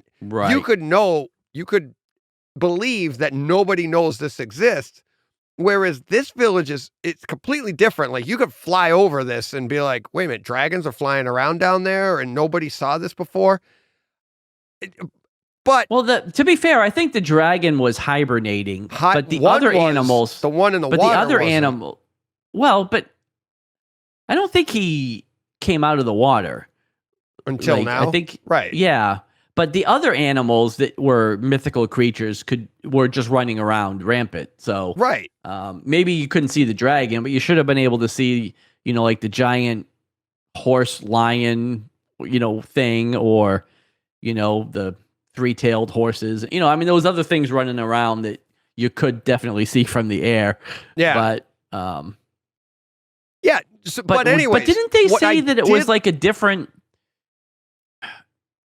realm? Isn't that Michelle Yeoh said that they were like maybe in a different plane? I think they said something about being in like a different plane, maybe of existence. I'll have to see it again. But because she talked about her but then she talked about their sprawling cities and all that stuff. So maybe that was the other plane. Maybe. Yeah, I don't know, but I do like how they are integrating it backstory wise with the 10 rings, with how it's already been in the MCU. They're putting stuff out, like they're showing how it is part of the world, and it has been. And what I think is really interesting moving forward is that, we're, Fury's off in space. You've got Captain Marvel doing her thing. We're exploring planets. We're finding out the universe is much vaster than we ever knew, but yet we're also still finding out there's stuff on our own planet we never knew about, which I think is going to really pay off when we get into, what's his name? in the water. Namor. Namor. Yeah. Yeah. I almost said Nemo. Nemo. Namor. Finding Namor. Finding Namor. But you know what I mean? So like there's another universe that they're going to be like, how did we not know this existed? Well, we already know that. Like we already know that there's a whole nother world under the oceans that we don't know anything about because we haven't been able to explore in real life. In real life. That's what I'm saying. There's so many things that already are there that we don't even know about because there's like 2/3 of the oceans we've never even explored. So who knows what's under there? There could be a city under there that we don't, yeah, exactly. that we don't even know. But I think that's going to be cool when that comes, because seeing how they're backfilling on Shang-Chi is really fun. And to the MCU, to like, holy, like you said earlier, like watching that show, the 10 Rings or whatever, on Disney Plus, and you're like, yeah, this has been in existence since literally almost the first scene of Iron Man. Right. And that's pretty cool. That was my thing going into this movie was like, how were they going to integrate Shang-Chi into the overall narrative? Because he doesn't, as a character, doesn't feel like he fits with the rest. He's not a god. He doesn't have like he fights. He fights good. But that's kind of really it. But they show you all of it, right? Like they do integrate him. He's going to be pretty important. Mostly because of the rings, but by bringing in Wong and tying him to Doctor Strange and all that other stuff. And then who was he talking to? He was talking to Carol, right? And at the end, and Banner, yeah. So they basically almost made him like an Avenger, right? Because he's kind of there talking to whatever's left of the Avengers. It could be, it could be a information meeting, or it could be a recruitment meeting. You don't know, right? But at that point, you have to wonder now: is he going to show up in the new Doctor Strange movie, the next Doctor Strange movie? Could he make an appearance in No Way Home? It's the power that he has is awesome, and it's great moving forward. And that's what I did love about this movie. I want to watch it again to get more Easter eggs and stuff. Right. But at the end of the day, when I walked out, I didn't think it was awesome, but you did. And that's great. That's awesome. But we like different movies, right? Like I am a kung fu guy, you right? Love like kung fu. I that's do. why I called you Saturday. Right. That's why I was like I've always liked that stuff. I like the Asian, like I even when I was talking to Lydia, I was talking to her during the movie, like I just love the architecture. I love the everything about Japan and the cultures, So I like that stuff already. And I love kung fu movies, so this is just like a kung fu movie on steroids. Well, actually, no, because watch like Crouching Tiger, Hidden Dragon, and they're all got superpowers too. But but it was just kung fu, and I like that stuff. So I'm already like predisposed to liking this because I like that stuff, and I thought the kung fu in this movie was great. Like the fighting, the action. Did you see him do the backflip at the Giants game? Yeah. When he threw out the first pitch? No. I know that he did, but I haven't watched the you haven't seen it? It's good. No. Yeah, he throws a strike and then does a backflip. Yeah, on the mound. I saw the headline, but I haven't watched it yet. Crazy. But so the martial arts was very well done. And, again, this is now I've mixed I've got my Reese's Peanut Butter Cup, right? Because I have my Marvel movie and I have my Kung Fu movie. And, so it mixed two things that I already liked. Right. I wasn't super invested in the character. I've read very little Shang-Chi, so I didn't have any, predisposed ideas of who he was or what was going to happen. I kind of went into it fresh because I've not read a lot of it. So I enjoyed kind of the backstory and all that. And I don't know how comics accurate it was because I didn't follow the character. So it didn't have to be for me. Right. Again, it's not like Titans, where I was super mad about Barbara and Dick because of what they did. Yeah. Because I don't know Shang-Chi, so but I did read the most recent miniseries, so actually that dealt with some of the stuff that happened in this movie, especially with the sister and the father. In the comic, the father dies, and there's a fight for who's going to take over, and Right. Shang-Chi leads one of the clans, and then the sister leads the other clan, and so basically the very end scene, the end credit scene, really kind of plays into the comic where she takes over. Right, but in the comic, she's bad. Right? She is bad. Right. So but by the end of this movie, right, at the end of this movie, you don't know if she's good or bad because you feel like she's going good, but you could see it like because she made a comment earlier in the movie how, the only thing she'd ever really wanted was to take over her father's empire. And at the very end of the movie, that's exactly what she does. And, is she going to be, leaning good? Like, I don't know, because... But through the whole movie, you felt like she had a good heart. Right, you did. Why she wanted to take... But I don't know if she's going to be fair. I don't know if she's going to be the villain of the next movie or anything, but... Right. Well, the dad's an interesting story, right? Because, like, in the very beginning, he didn't have a good heart. Like, he was a warlord and he was a bastard, but then he meets his eventual wife and he changes, right? And then he becomes, like, at least in my mind, we haven't talked about this, so I don't know how you feel about it, but he's a sympathetic villain. Like, I don't really consider him the villain of this movie.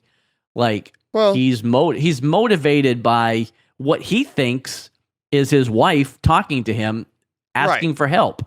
But in typical Marvel fashion, it's like they make their villain do something that you can kind of rationalize. Even Thanos, you're like, well, he's just trying to save half the universe. Right. But that's the whole thing. Like, he's doing some things that are questionable. Right. Because he's willing to go in and burn that village to the ground, which is not something the good guy does. But didn't he say it like his son went, wait, what? We're going to do what?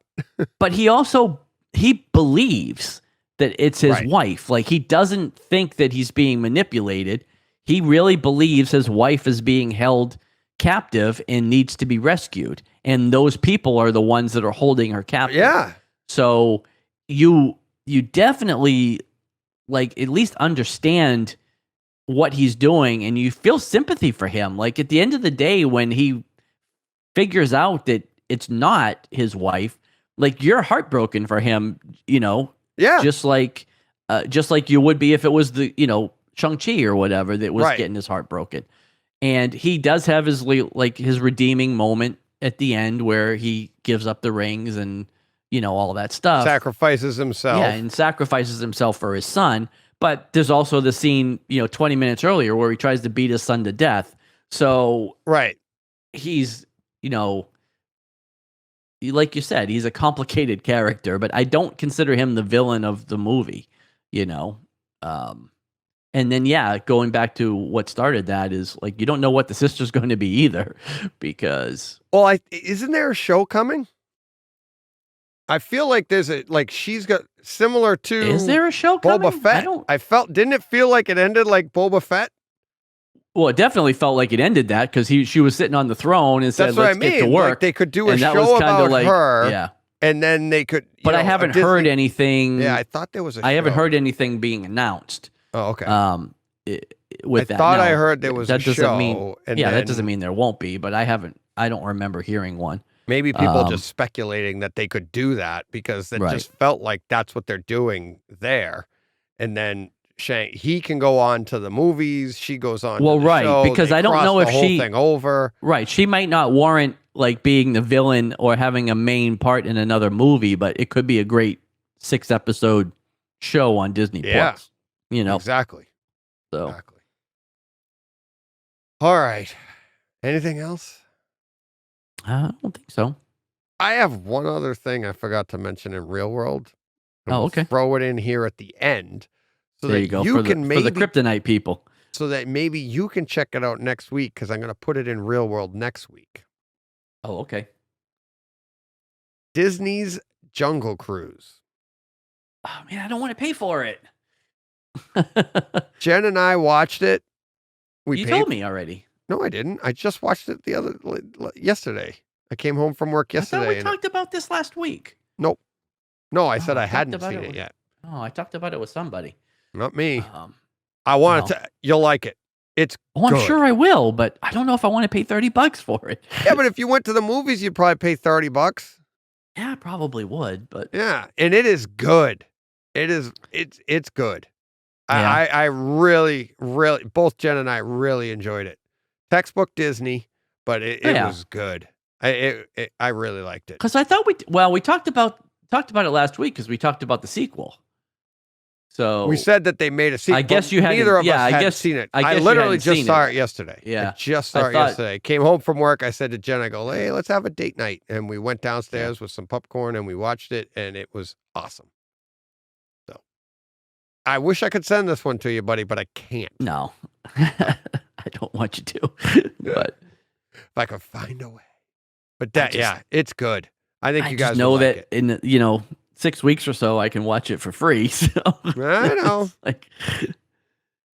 But I did it for Mulan, but I have a hard time paying for these Disney Plus movies, I pay for them and see them in the theater. I know you do. And you're stupid. All right. You ready to wrap this up? I am. We are I'm officially over. I'm squirming in my chair because I need to use the restroom. I'm sweating. I'm dying. I'm starving. I still have to produce this and get it out. Yeah. And they take longer to produce the longer they are. Yes. Whew. All right. Let's wrap it up. We're out of here. John? All right. She DJ? fell onto Dick. Have a good week. Take care, everyone.